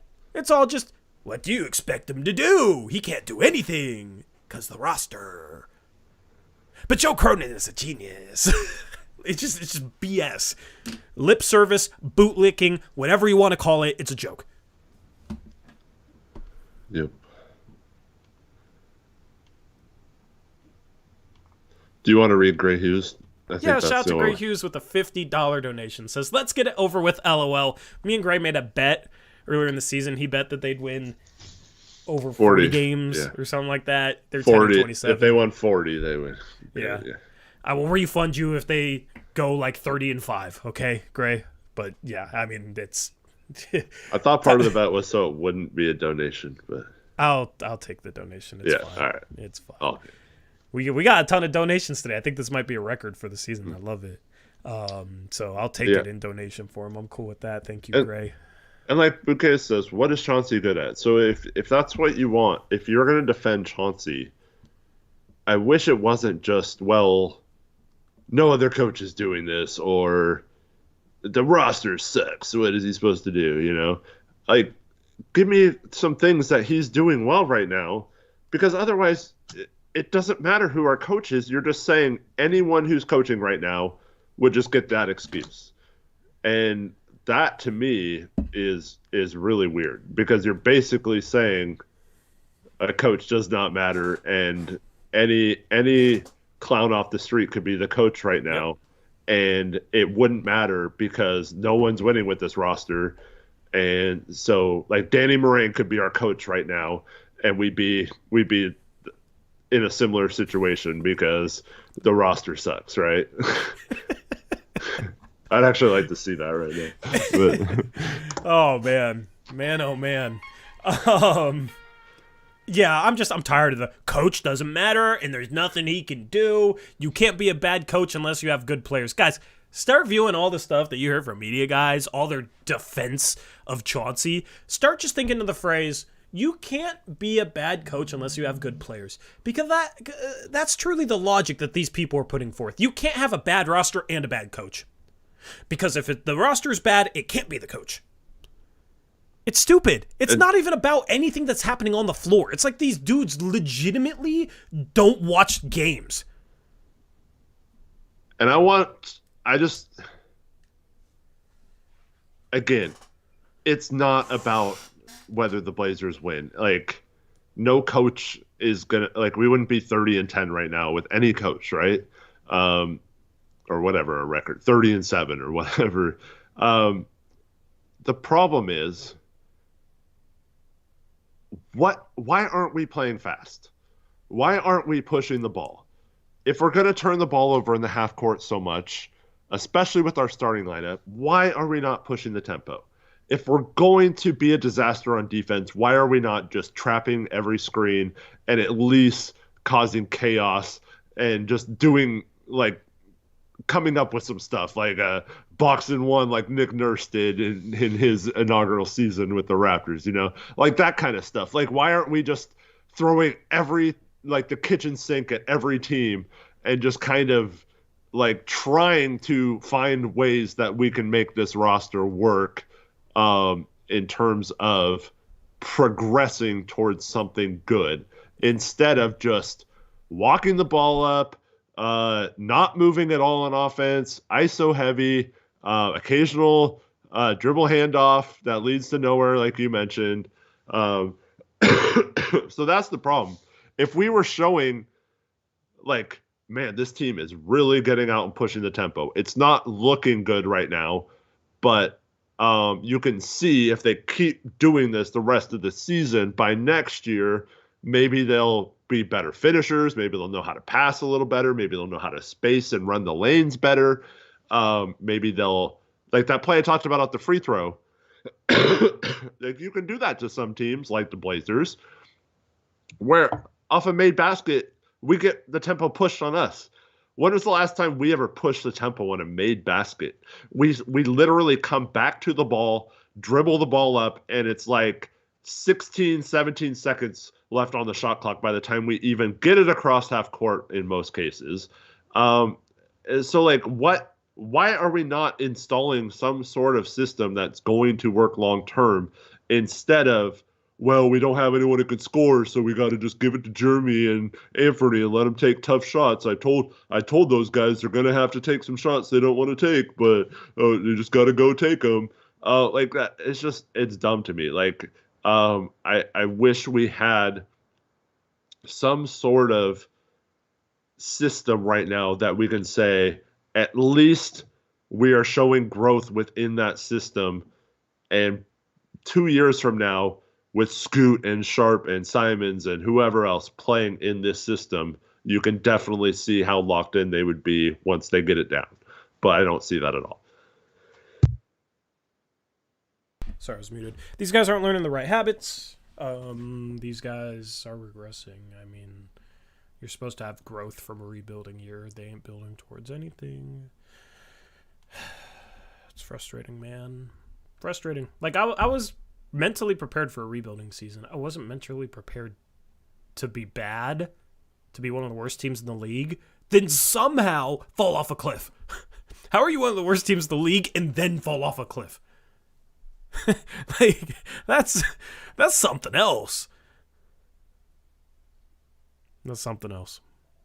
But, I mean, Eric, is part of you rooting for more losses by like 60 points? Because I want change. I want Chauncey replaced, and more games like this makes that more likely. Yeah, I had a tweet about this. I'd still be surprised if Chauncey's fired this year, but if it gets really embarrassing like this a bunch more times, then maybe that's our only hope. But I don't know. My problem is they're just going to promote Scott Brooks as the interim coach, and like my biggest fear then would be they go on a 4-game winning streak and against like a bunch of teams that don't care in like March, and then they'd be like, well, we were going to look for another coach, but we don't have to because Scott Brooks showed us everything he could in that 4-game win streak, and then they keep like all these veterans and just run it back with Scott Brooks next year. That's my worst fear right now. I mean, I've had some pretty epic meltdowns in my lifetime. The meltdown from that would rival the meltdown from when we lost the Pelicans pick. Mm-hmm. I think that's probably my greatest meltdown ever. Because my voice was like half gone, and yeah, that was an epic stream. But we are cooked. I like when Rich does that. His Tory impression. We are cooked, Eric. Do I say that? You said it like really loud, like you yelled that. We're cooked, Eric, on that stream. Oh, really, yeah, I yelled a bunch of stuff. I was actually watching that stream the other day. It was very entertaining. Yeah. So Gray says our assistant coach Brooks has a ton of experience. Is he not being listened to? I mean, I don't know, dude. Like, you got to get rid of the whole coaching staff, though. Like, if they've lost the team, you just got to clean house. That's what you should do when you fire a coach anyway. You should clean house. You shouldn't just bring in the next guy that's already on the coaching staff, already overseeing all this crap. And Brooks had, he had 2 MVPs, at one time 3 MVPs on his rosters in OKC. Didn't win anything, made it to the finals once when that team was young, but, you can say what you will about that. I know he had some injuries to KD and Westbrook in the playoffs or whatever, but I mean that team underachieved. They're up 3-1 on the Warriors. The year the Warriors blew a 3-1 lead in the finals, and they completely collapsed. And then he got the job in Washington, and that's not a good job, but he got fired from Washington, so he's been let go from 2 places now. So I don't know. I have no idea. Is he a good coach? Is he a good assistant? I don't know. But I know one thing. You should have cleared the assistants out last year and brought in some new guys for some new voices, in my opinion. But, yeah. But nope, everything is fine. The house is burning down. We have Chauncey's freaking brother on our staff. We don't care. Like, it's so stupid. Like, and then people question, like, why are you guys so hard on Jody Allen? I had somebody on Twitter today or yesterday questioning. It's like because she doesn't run the team well. She won't pay. She says apparently she's willing to pay the tax, but we never see it. Like, and then when it comes to like running things and actually doing their due diligence as an ownership group to try and get the right people in charge, they act like they don't care. They just have no clue what they're doing. She lets Burt Cold handle too much. Like, so that's why people don't like Jody as owner. But yeah.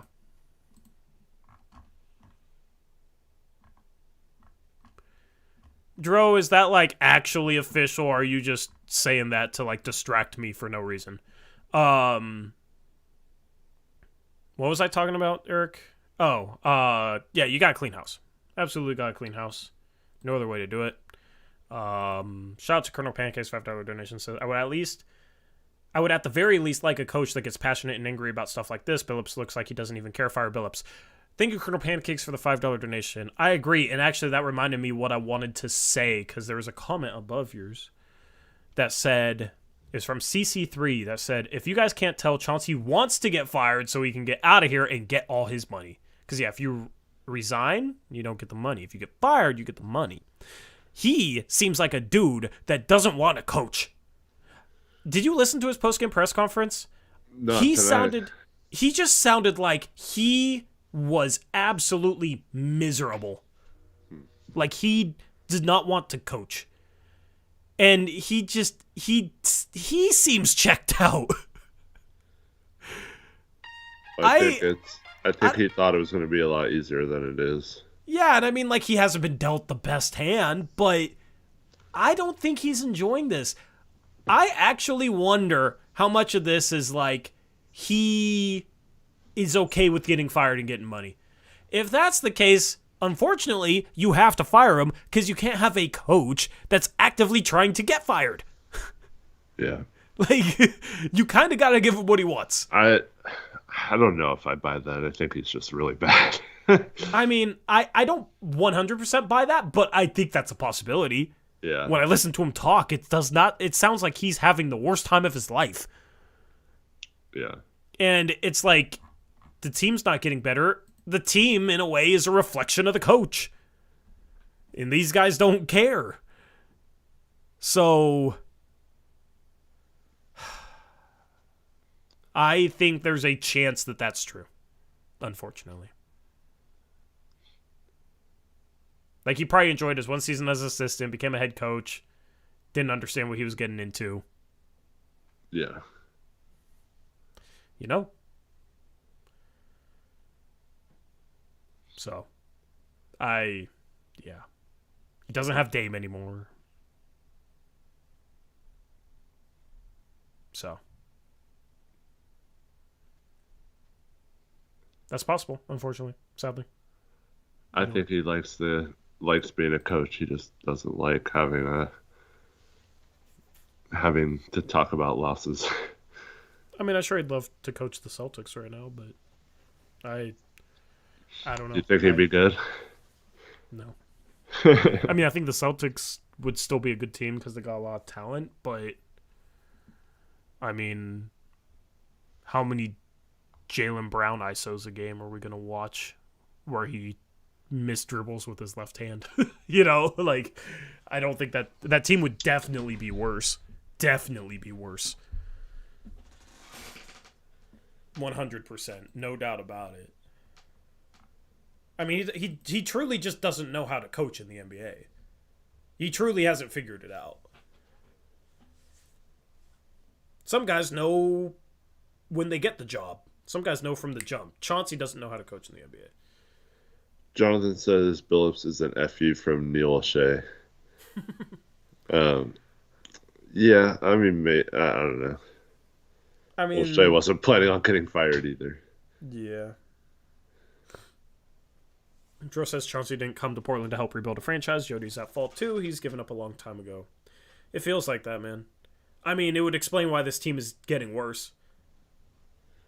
And why this team has no pride, no energy. Like, he says he doesn't even talk to the team after games. You know? Like, how much does this dude actually talk to the team?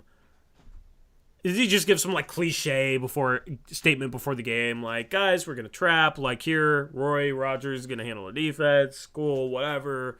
Halftime, give a rah-rah speech about like we gotta give more effort. Just cliche stuff that like he doesn't have his heart into, and then after the game he doesn't speak to the team. Like, that's like a dude who's like barely even a coach then. You know what I mean? Yeah. Like, I am worried that that's the case. I have a feeling that that is kind of the case. And I have a feeling like if he gets fired, if Cronin fires him tomorrow, all the people defending Chauncey that love Cronin will then start to come out with all these stories about like how Chauncey wasn't bought in and blah, blah, blah. All these stories where they're bashing Chauncey. Yeah. If Chauncey gets fired, fully expect these people to do an about face and completely do a 180 on all the defense that they're giving Chauncey right now. Yeah. It'll happen. And when it happens, you can laugh because I told you so. Because they're not going to criticize Cronin. They love Cronin. They're not going to criticize Cronin for firing Chauncey. And if Cronin fires Chauncey, Cronin's going to want to look like the good guy. Cronin's going to start feeding them stuff. But apparently, with their credentials, they wouldn't be able to figure it out until after the fact, though, you know? Yep. We're never ahead of the curve, always behind it. Well, hopefully the makeup of this team is a lot different in 4 weeks when we pass the trade deadline. I can't wait for the trade deadline. I can't wait for a 2-day NBA draft, Eric. Oh, God. You've talked yourself into it. I don't know. Like, I don't hate it. I don't like it. I probably I slightly dislike it, but I'm not tripping. You still absolutely hate it? I mean, I'd rather just have it all one nice little evening, in my opinion, but it's fine. It's whatever. It will be intriguing, the time between the end of the first and the second, though. Yeah. Like, what's that like, having the draft on pause, you know? Yeah.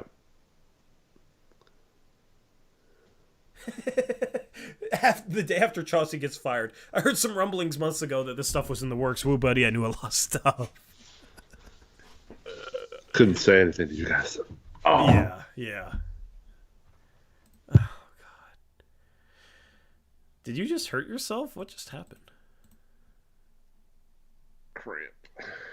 You got stretched. Put your legs on a chair or something. I was cramping up my second rec game today. I was hurting. But I've been watching Luka highlights lately and trying to play like him, and we've been kind of cooking lately. Yeah. So like when my legs are tight, I'm still able to figure some things out because I've had some really good like Luka-esque stuff lately. So. Okay, saw it immediately. Oh. Fuck. Yeah, I had a feeling because this man was at rec earlier. This man also just cussed on the stream. You look at the camera. I'm dead. Oh, I'm cramping. Ow. Jeez, I legitimately just like tuck my feet under my chair and just cramp, bro. This is what we get for being so mean to Chauncey. Go stretch, drink some mustard juice with pickles in it or whatever the trick is. Family-friendly channel, by the way. I was kind of cussing earlier in the stream. If they lose by more than 60 points, expect me to cuss a little bit, okay? That's the deal. That's like kind of the point where it's like everything's out the window anyways. You need to stand up if you have a cramp you're sitting too long. I can't stand up in stream. I can't it would be weird. It would be sick to get a standing desk or like a desk that can raise where like I could stand and stream. I might have to stand up for a while. I'm 6'6".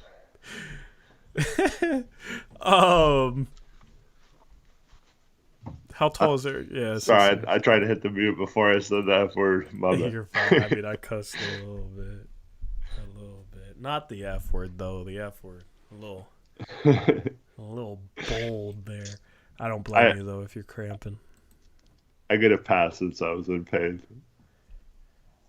Ayo, why can't I you? had to watch this team tonight. Ayo, why can't you stand up, Tori? I'm gonna let Chad in on a little secret. Okay, so before this stream, I actually thought about just doing this stream in my underwear. Not gonna lie, but I got pants on. But there's almost something where like I legitimately would not have been able to stand up. That would have been bad. But I got pants on. I promise. So what if that bottle popping pills? Yeah, NyQuil pills. Let's do Tankathon. Yeah, let's. So I got it set up here, kind of, real quick. I'm about 2 inches taller, but Tori's tall too.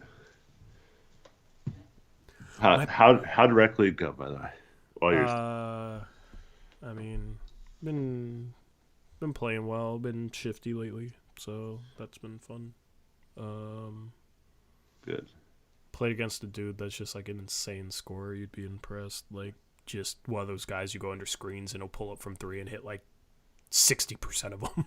And it's just like super quick. So he just runs around a million screens, doesn't get tired. He's like 35 and he was cooking and I was playing good D.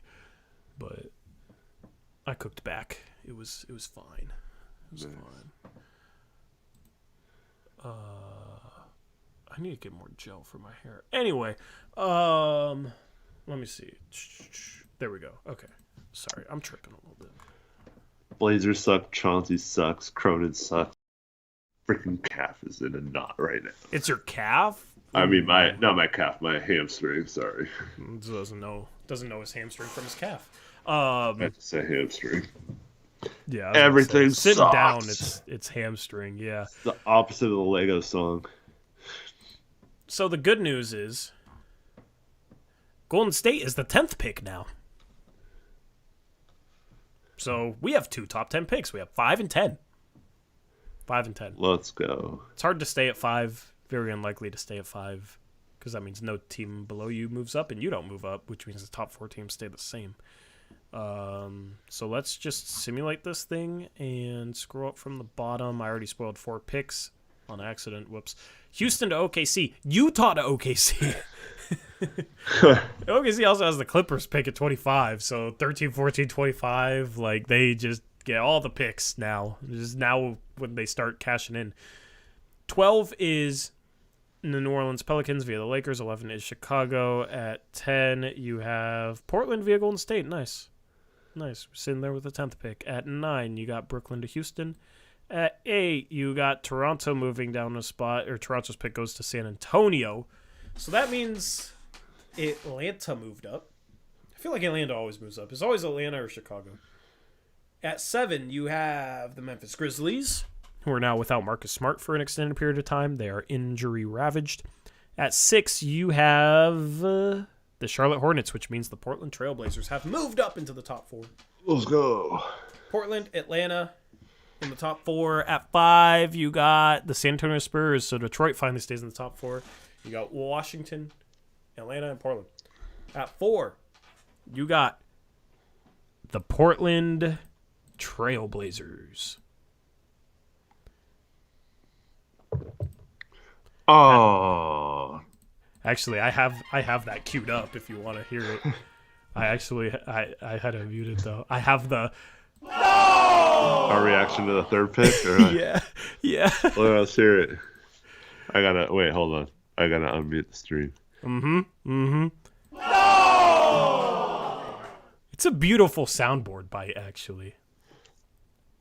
I was ready for us to get number 1. I was ready for us to get number 1 so I could play. Oh wait, no, that's muted. Wait, hold on. I gotta mute all these. Okay.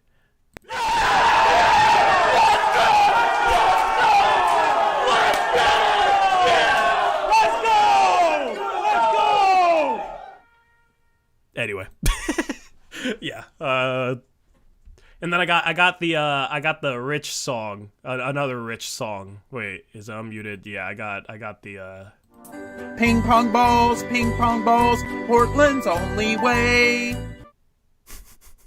Anyway. So Portland at 4. At 3, you got Atlanta. At 2, you got Detroit. At 1, you got the Washington Wizards. Just making a Blazer soundboard. We have drops. That's great. I wish I could hear the drops without having to. You guys want We Ain't Got No Assets? I could actually probably cue that up in like 30 seconds. Oh, man. We actually have a soundboard in our Discord if you go into one of our voice chats with like a bunch of stuff like that. That's why I have it queued up. Let's see. Where would it be? Desktop? Soundboard. I'm dead right now. We don't got no assets! We don't have any assets, Eric. Wait, did it play, chat? Did I mute it? We don't got no assets! We don't got no assets.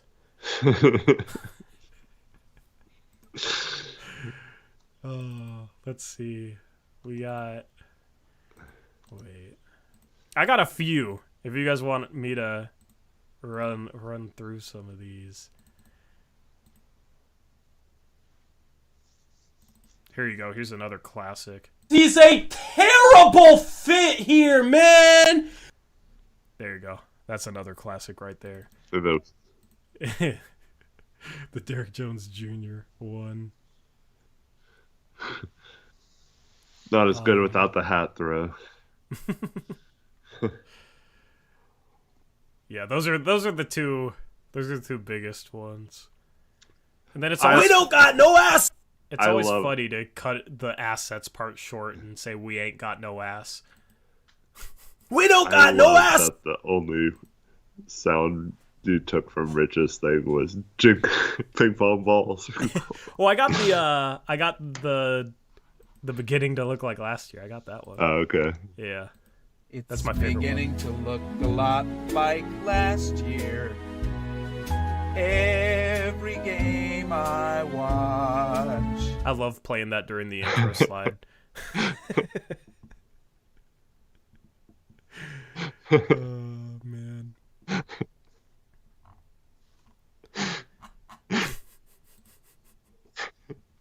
That's the dude. I just need to transition, to just like having a soundboard and just playing it at random points while you rant. That's gonna be the rest of this season.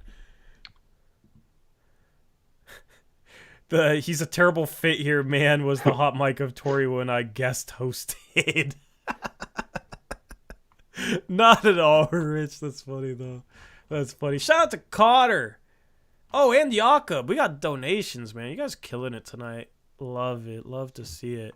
Let me make sure those are the final two. We got Jakob with the 20 Norwegian Crony donation. Says, what the hell? I have just woken up to a 60-point L.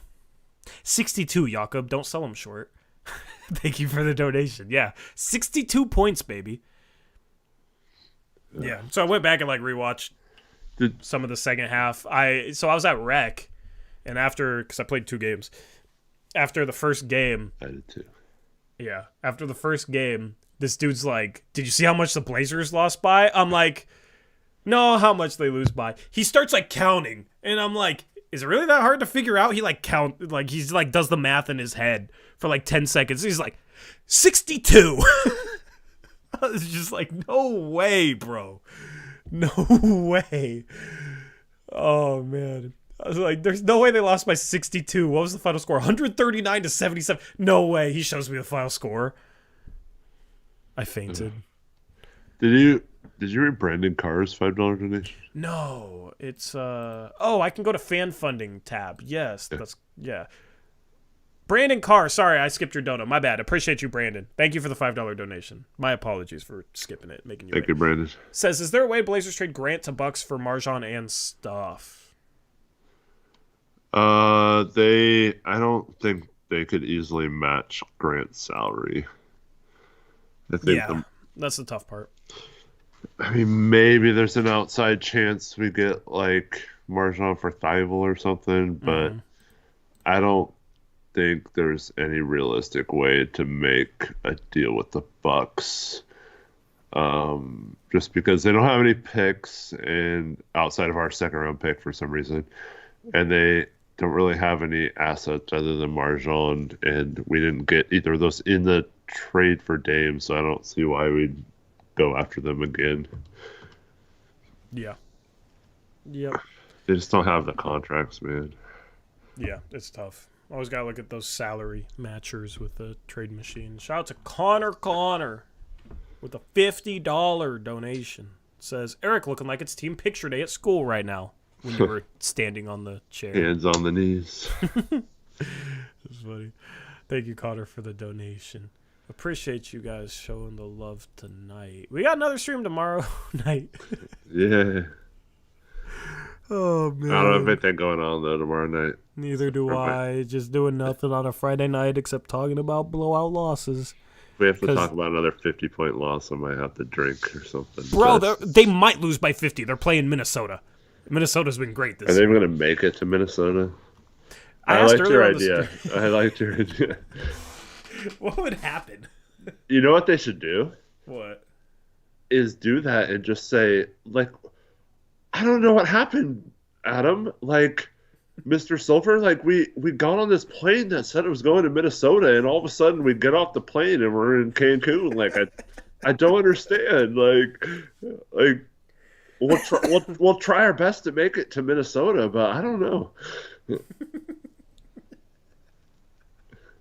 I love it. Yeah, just blame the pilot. Or the plug came out, the door plug came out, and they had to make an emergency landing in Cancun. Yeah, complete opposite direction. Like that's the only airport that could accommodate us at the time to land. That's funny. God, yeah. How much would the fine be? I don't know. Like, would they, like, relocate the team and force a sale? Like... No, I think they would. They just reschedule the game and it would be fine. I think they would get fined a few million, yeah, but yeah. Reschedule the game? Just don't show up to the reschedule. It's weird we haven't We will not play. Listen to us. We refuse to play the Timberwolves. Because we haven't played the Timberwolves yet this year, right? No. And we haven't played Denver either this year? Anthony Edwards is going to destroy us. Wait, we haven't played Denver, right? I thought we played him once, but maybe we might not have. I don't think we have. I think we're 37 games in without playing either of those two. We still have to play them both 4 times. They're going to destroy us. Oh, my goodness. ESPN says our top performer is Duop because he had 8 points and 7 boards. Oh, my God. 3 for 9. You go down the top performers, it's like, well, like the games at the top for me, but it's like Peyton Pritchard, 21 points. Wow, look at Peyton Pritchard. It's because they're getting blown out. Giannis, 24. Julius Randle, 32. Kyrie, 44. Bradley Beal, 37. D'Angelo Russell, 19.6 assists. SGA, 31 points. Duop 8 points, 7 rebounds. Good for Duop. That's all you need to know about this season right now. Yeah. Fast forward from the start of the season. Our Our top had performer 8 and 7. today was Duop Reed. He had 8 and 7. I mean, he wasn't our best player today. No, I know. But it's just ESPN. Like, oh, boy. Sometimes I wonder, like, man, at the start of the season, like, what really is going to be our record, you know, like, in January? Like, what are we going to be talking about? Like, what's going to be the problem? Just, like, wondering what's ahead. Just show me this box score so I know to, yeah, I mean, 10 and 27. Thunder's 26 and 11. We lose by 62. And we score as many points as they did in the fourth. If they did not, bro, what would the final score have been if they didn't put in their bench guys for the entire fourth quarter?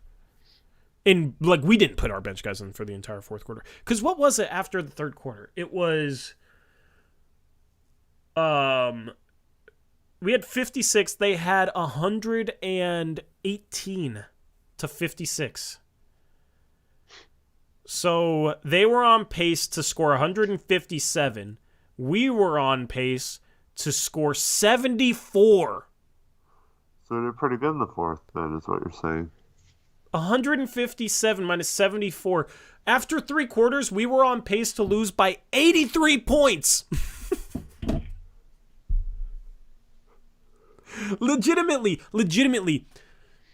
We would have lost this game by 80 points if both teams played like they were trying to win. Or like if this was an in-season tournament qualifier game, Eric, we would have lost by 80 points. Yeah, were you watching the Blazers broadcast? Yeah. I tweeted about this during the game. I didn't have audio up, though. Oh, yeah. There was a point in the third quarter where it was so bad that they went back to the studio, and Jamie Hudson's been doing weather. I forget what channel she's on, Coin or something. Yeah. And they had her do, like, it wasn't just like a quick weather report. She did like a full weather report for like 5 minutes. And Antonio Harvey was like, oh, it's going to be cold, and had this blanket. He put his blanket over himself, like over his head and over his whole body. And they were just talking about that. I don't even know if they were showing the game during this time or not, but like they're giving a full weather report about Portland right now because we're supposed to have some Arctic blast coming in. I would have loved to have like seen that segment at the start of the year, just seeing a crystal ball. First off, like, Antonio Harvey? The hell is Antonio Harvey doing? Yeah. And Jamie Hudson doing Back weather with the broadcast team, where we're yeah. down 60 in the third quarter. I know. When we have Simons and Grant and Scoot and Sharp and Thibault. Well, Donald says the weather is more excited than the Blazers offense. And that's what I was thinking at the time. Like, yeah, I'm more interested in what she's going to say about the weather on Saturday than this freaking game right now. Almost cussed again. But, yeah. I wouldn't have complained. God. Yeah. Oh, Trevin says they were showing the game on the left, but they took out the score. Don't blame him for that one either. Man. Once again, shout out to BetUS. They're keeping us afloat this season. Use the link at the top of the description box below to receive a 125% deposit match with your first deposit. That's $125 free dollars for a $100 deposit. NFL playoff is coming up. I'm excited for that. The Niners don't have to play week 1. Me and you are excited for that. So you can get in on NFL action, and you can also enter to win Super Bowl tickets, as I explained earlier in the stream. They should really just do that, though. Have a weather segment every game now, because what does it matter? Yeah, 100%. But yeah, go use BetUS, sorry. Yeah, win those Super Bowl tickets. I want it to be somebody from this community. Once again, to enter. That'd be so cool. Yeah, you place a minimum $25 bet on any NFL game and share your bet slip on X/Twitter. And then when you post it, you tag the official BetUS account. It's at BetUS_official. And also tag the friend that you would take with you to the Super Bowl. And then also use the hashtag BetUSLVIII, which is the Roman numerals for this year's Super Bowl. That's all you got to do to enter to win Super Bowl tickets. So you can place a bet on NFL action this weekend. It's running through January 25th. So you guys, hopefully one of you wins the Super Bowl tickets because it's in Vegas. You could watch our Niners, hopefully. I was to say, you are going to win tickets to see our Niners win Super Bowl. So. Yeah, fingers crossed. Fingers crossed. I need to get Oh, you guys are Niners fans? It's so lame. Niners. Anyway. Yeah, we're not going to like all the same teams as all our viewers, unfortunately. So, yeah. I'm also a Ducks fan, or not a Ducks fan. I almost got No! No, I am not. I am not a Ducks fan. No, you literally just said it. No, I'm tired. You had me solo it, and we're 2.5 hours in. Hell no. I'm a Huskies fan. Huskies, we lost the championship. I'm still sad. You're out of the closet, man. Dro said, DeBoer is leaving. He's making me like scroll over Twitter during the middle of my stream. Please don't like try and completely derail my attention in the middle of a post-game show. Dro's good at that. God, man. I am very, I'll just check out if he leaves. We're screwed. Like, whatever. Whatever. Oh, that's a pretty good. Krista Pete says, "End your stream. End you stream." Your Huskies suck now. Here we got the obnoxious Duck fans. I ain't even talking trash about the Ducks. Chill. Like, legitimately, I try not to hate the Ducks, and then, like, we get people that are just, like, obnoxious about the Ducks that, like, make me hate them.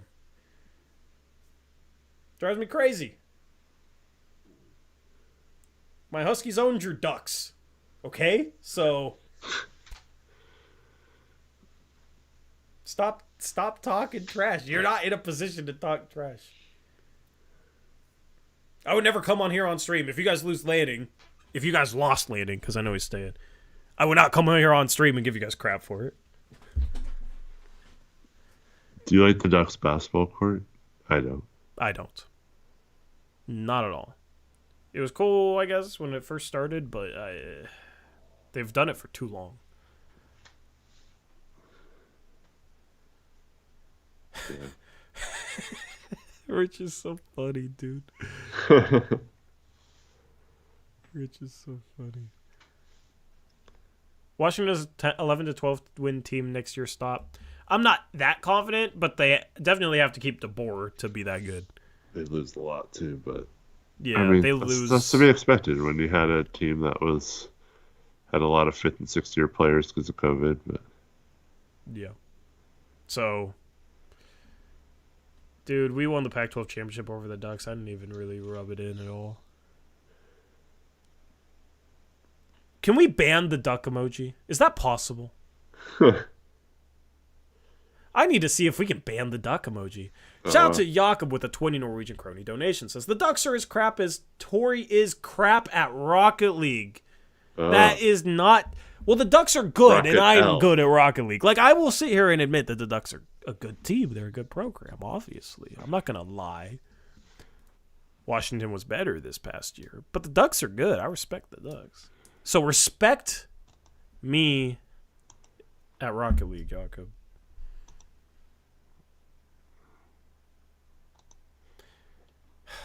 All the Duck actually just hit emojis. that What do we comment. start? So they're going to get me to end the stream because there's too many ducks in the chat. Yeah, I had to hide Josu earlier from my car. Really? He was talking crap about you. He was in here? He's still worked up about something? Yep. Why is he still worked up?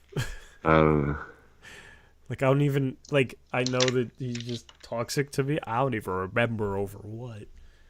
These people get so, like, worked up over...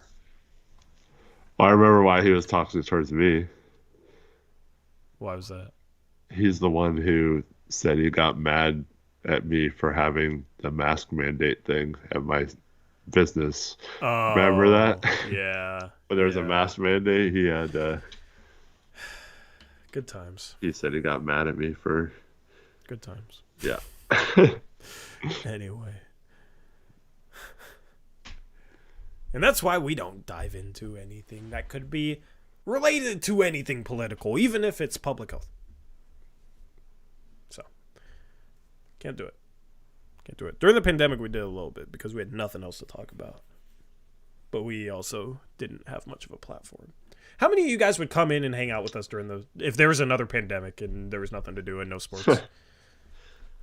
That's what I want to know. It would probably be a lot easier now because streams would be more pop. Yeah. Shout out to Trevin and Zach. Mm-hmm. And Jakob a few times. And Jakob.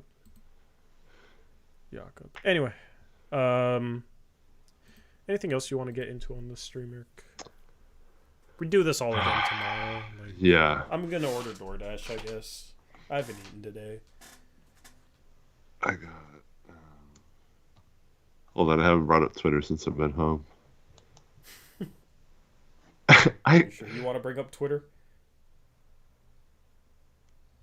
You know what else I hate? What? Like, all these Heat fans who say crap to me. Why? I don't know. Um, there's this one guy who does it like all the time. Like anytime I say something, he'll say, I'm trying to find it right now because it's I have a lot of mentions. Well, like Heat fans just start posting stuff. I'm just like, what the hell? I defended you guys all summer and thought that their trade offer was fine. Like, yeah, this guy was like, you guys are saying that it was an S offer, but I swear they would have made Portland better. Like, what do you mean, you guys? Like, I never said that. Yeah, we always held out that, yeah, if it was, they could get up to 4 first-round picks, Jovic and Hawkes, and that deal was completely fair, like completely fine. Yeah. I think that deal was probably better than what they got back because Hawkes is the real deal. So, It'd be nice to have him at the 3 right now. yeah. Yep, 100%. So, I mean, I don't know if he looks the same, but yeah, probably not. Probably not. But, like, yeah, we weren't sitting here saying their best package is not even good enough to be in the conversation. It's like, at the end of the day, we trade Brogdon for a first. We get 4 firsts. And, we get 4 firsts and Robert Williams the third compared to like 4 firsts, Jovic and Hawkes. The Suns part was pretty much different. I guess maybe since they got Grayson Allen, include Tamani Kamara in that. Like, would you guys rather have 4 firsts, Tamani? I guess the quality of first matters too, and the Golden State pick has worked out. I don't think the Boston 2029's first is going to be good. So at the end of the day, I don't know yet. You can make a case for either side. Should get a first from Brogdon too. At the end of the day, it doesn't really matter. But yeah, it's like, in case any of you were new, we didn't hate the Miami package like a lot of people. I felt like a lot of people hated it because Dame was trying to strong arm his way to go to Miami. Yeah. So those probably wouldn't start. Miami's picks are always bad. Yeah, I mean, if they traded Hawkes and Jovic for Dame, what future would they have had? We got Iosu in here. What's up? Iosu Estramura with a €5 donation. Sorry if I messed up the last name. Always love to see Iosu. Says, hi guys, it's been a while. Still trying to accept what happened this summer. Totally checked out from this team. All love to you. Thank you, Iosu. I feel you. Good to see you. Thank you for the donation. Hopefully we'll see you once the trade deadline rolls around. That should be a fun stream. And then the offseason will be interesting. So always good to see people hop back in here that we haven't seen for a while. Especially with a donation. We appreciate it. We'll take questions, I guess, for the end of the stream, and then we'll wrap things up. Oh, Aramancer's going to trigger me. Why? You've been so good tonight. I don't think Miami ever offered that, though. Yeah, no crap, because we didn't negotiate. We didn't give them an opportunity to offer it if they were going to. Maybe they wouldn't have, but we didn't even give it an opportunity to. Like, who cares? It's not even the point. Arrow. There were people who said that an offer of 4 first, 4 unprotected first, 2 pick swaps, Jovic, Hawkes, and an expiring Lowry contract was crap. Whether they offered it or not, there was multiple people, actually pretty much everyone other than you and I and Aaron Fentress, thought that was absolute crap. And so that it's not about what was offered. It's just about how a lot of Blazer media and fans said that was like a crappy trade, even if they could give the best possible scenario. Yeah. Yep.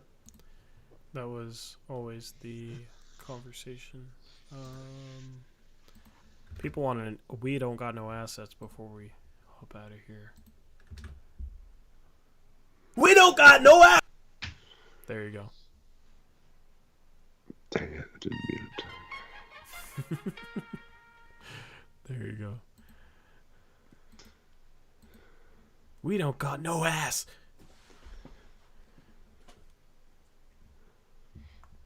Anyway, thank you, Jakob, for the 20 Norwegian Crony donation asking for the we don't got no assets.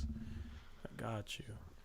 This was such a toxic summer discourse. Yeah, I'm kind of glad to be past it, but now it's getting toxic again. I mean, the media around this team If you don't agree with the talking point, the common talking point, we'll act like you're just the dumbest fan and emotional and can't think for yourself. Like that's been the experience for years. That's why I just do not like Blazer media. It's just very condescending, and I bark back, and I'm the asshole that treats them like crap. Like, okay, well, guess what? I basically haven't been saying really anything. I've chilled out. I've calmed down. Still being condescending. If you don't agree with the main talking point, and it's still lame as hell. So, they ain't gonna change. The Energy Warning asked earlier, what's up, Parker? Said, where was it at? Was it above or below all the ducks freaking emojis? Where was it? Basically, he asked about, like, if we were going to do a watch party this year, like, we don't care enough, so, like, we're just scrapping it. Like, if we ever found a place, like, nah, we're just, I don't think anybody cares. It'd be fun to do a meetup, but, like, watch party, I mean, people don't want to watch this team, so at this point, just chilling on that. I heard you talking about this earlier too. Spencer asks, "Is there any updates on the city and the Blazers' 30-year lease ending?" So this is always weird, but the Blazers own the Moda Center, but they have to lease the land that it's on. I don't know how that all works, but I'm assuming that will be an easy. Yeah, like what are they gonna do if you know what I mean? Like yeah.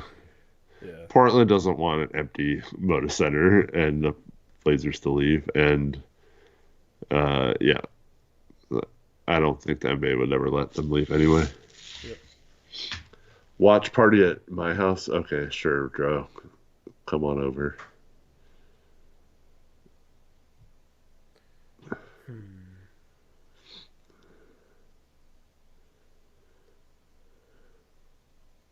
All right, time to order my DoorDash. Time to get out of here. All right. We're doing this all again tomorrow night. Hopefully you guys can come hang out with us. Or hopefully you're doing something fun on a Friday night. That's good too. Tyler, yeah, did you message me about it before? If not, just message me on something. Arrow didn't like it though? Shout out to Colonel Pecos $5 donation says, "You're counter Blazer media culture. That's why you guys have almost 300 viewers this late, while Ramsey's has 60 at 6 p.m. Yes, I said it. Appreciate it. We don't try to be anything though. Like, you know, like we just share our opinions. Analyze how we root for the team and what we think is wrong and stuff. We are you guys. You know what I mean? Like we are fans. Yeah. So we are. You're fanatical, Tori. You can never understand the complexities of a team because you're too much of a fan. Can't think for myself because I care. Okay. All right.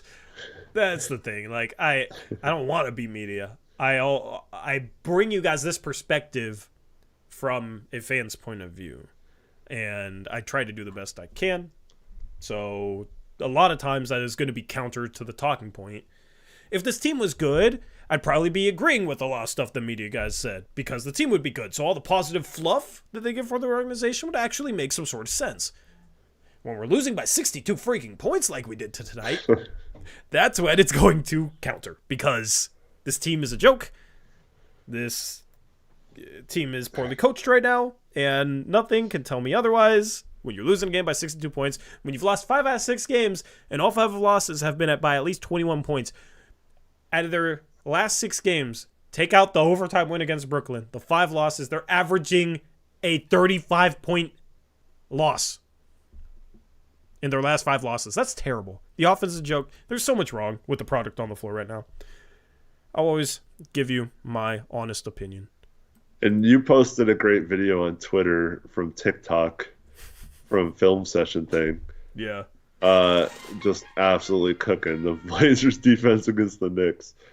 And the hilarious part about that was I watched the entire video thinking it was you the whole time, and I was like, man, his voice sounds a little funny. I wonder if he like sped up his voice to like match the the plays or whatever. Yeah.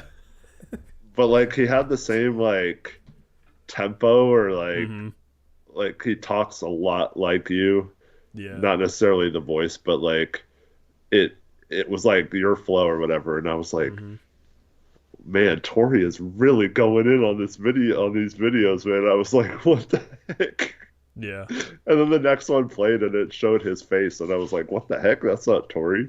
Yeah. And I was like, what? Tori's breaking down a Spurs Pistons game. What the heck? That dude apparently has another video up from the Thunder game, so I'm looking forward to watching that. Oh, nice. Show the vid, we can't. It's NBA footage. Truly Spencer says no better channel covering the team. Well, Rich comes pretty close. I mean, Rich is one of us too. So one of us. Having Rich on for a post game show is a fun time. It's always a fun time. So it's nice to have somebody that can like sub in occasionally, bring some comedic relief. I was like really proud of how you broke that film down then. And then I was like, wait, that's not Tori.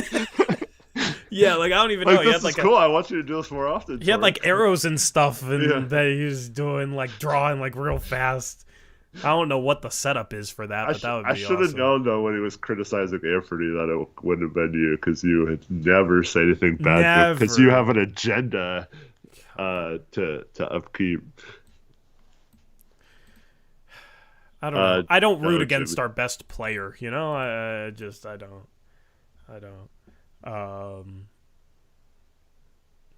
Yeah, don't even get me into that. Taylor hates Rich because he made fun of Aiden in a song. Man, you hate to see it. Taylor, we gotta save you. We gotta have an intervention, bro. we gotta help you out. We gotta help you out. Has it snowed yet? Is it snowing? I don't think it's supposed to snow until Saturday or something now, isn't it? I don't know.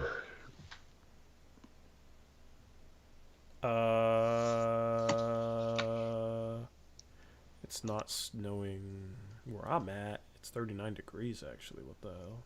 Saturday, high of 20, low of 16. Oh, God. Saturday's going to be brutal. I guess I'm staying inside all day and watching college basketball. Also, I did get chains, so maybe I'll try those out for fun. You know what's dumb? My younger kid's school already announced that they're off a half an hour early tomorrow. What's the point of 30 minutes early? I know. Is it really going to be that much worse 30 minutes later? Wait, Saturday, cloudy with snow, high 21, winds east at 5 to 10 miles an hour, chance of snow 80%, 5 to 8 inches of snow expected. Yeah. 21 is crazy. That's a high. That's crazy. We'll do weather reports here, too. Yeah. As a child, I had a fascination with hurricanes, chat. So, if you ever need any thoughts on hurricanes, obviously in the winter, there's no hurricanes, at least in the Atlantic. But in the summer, if you live in Florida or something, let me know. Hurricane fetish?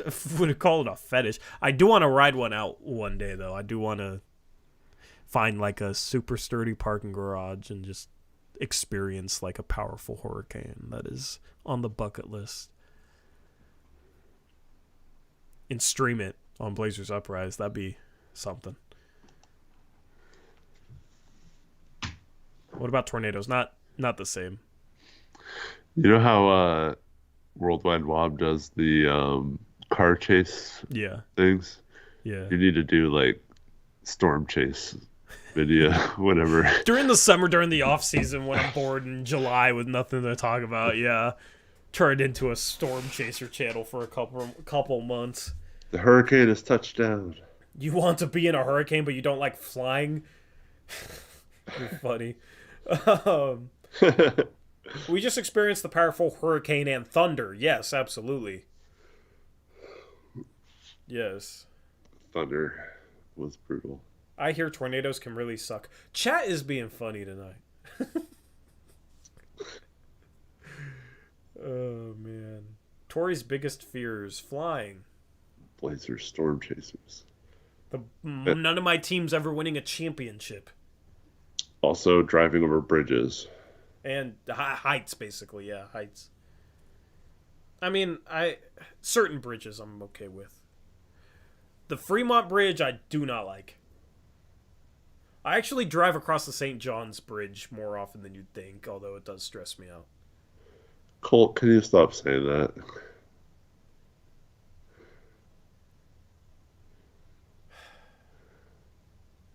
Because people are trolling. Colt. Just Well, send it. last time I didn't even see. We don't need to know. I don't want to know, honestly. I don't want to know. I don't want to see what made up slander somebody just did on a Reddit thread. Just forward it to a mod if you know any mods there to have them take it down.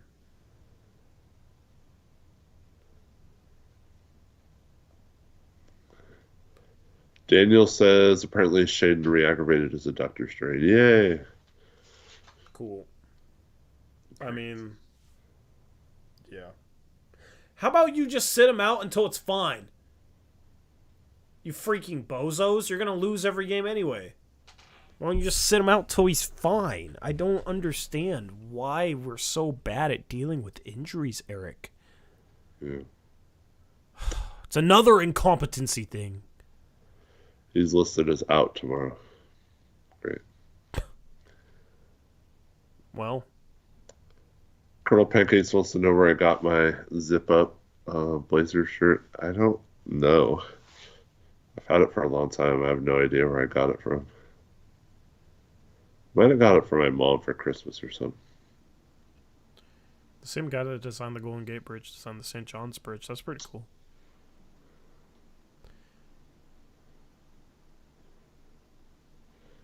Well, don't we have a new medical staff this year? Do we? I don't know. Arrow said, Colt, you know about these posts so early. Yeah, so Colt's the one posting. That's funny. Damn, Colt. I thought we were cool, bro. No, like, there was somebody that posted something saying, he who must not be named on playback was, like, making allegations that I, like, stole content. You stole content? Yeah, which doesn't even make sense. Like, I put in effort to make my content unique. Like, how would I steal content? Like, what did you steal? Like what? there's some other stuff with it, but it's just like obviously BS. So I responded. I was like, I'd be careful with defamation. I think you're making this up. I don't think he actually said it, but if he did, I'd like a receipt. Like, and then he messaged me. He was like, sorry, my friend lied to me. My friend made it up. My bad. Danny? No. Oh. No, the dude that posted this thread saying that he made all these allegations which like weren't true, and it's like, dude, do not. For as much as I criticize some media guys, do not, make stuff up that they didn't say. That's just super lame, and that's especially when you're accusing someone of stealing content. That's bordering on defamation. You can get sued for that. It's not worth it for you. Like, do not do it. And if that was ever said about us, what I would say is, what about how a certain someone started a channel and started having... I don't want to go there, Eric. I don't want to go there. I mean, yes, but that wasn't true, so I don't want to go there, you know? Yeah. Just happen to stream at the same time as us each week and say conflicting post-game shows, do everything exactly like our channel. Stop. Eric. You gotta get us into trouble, man.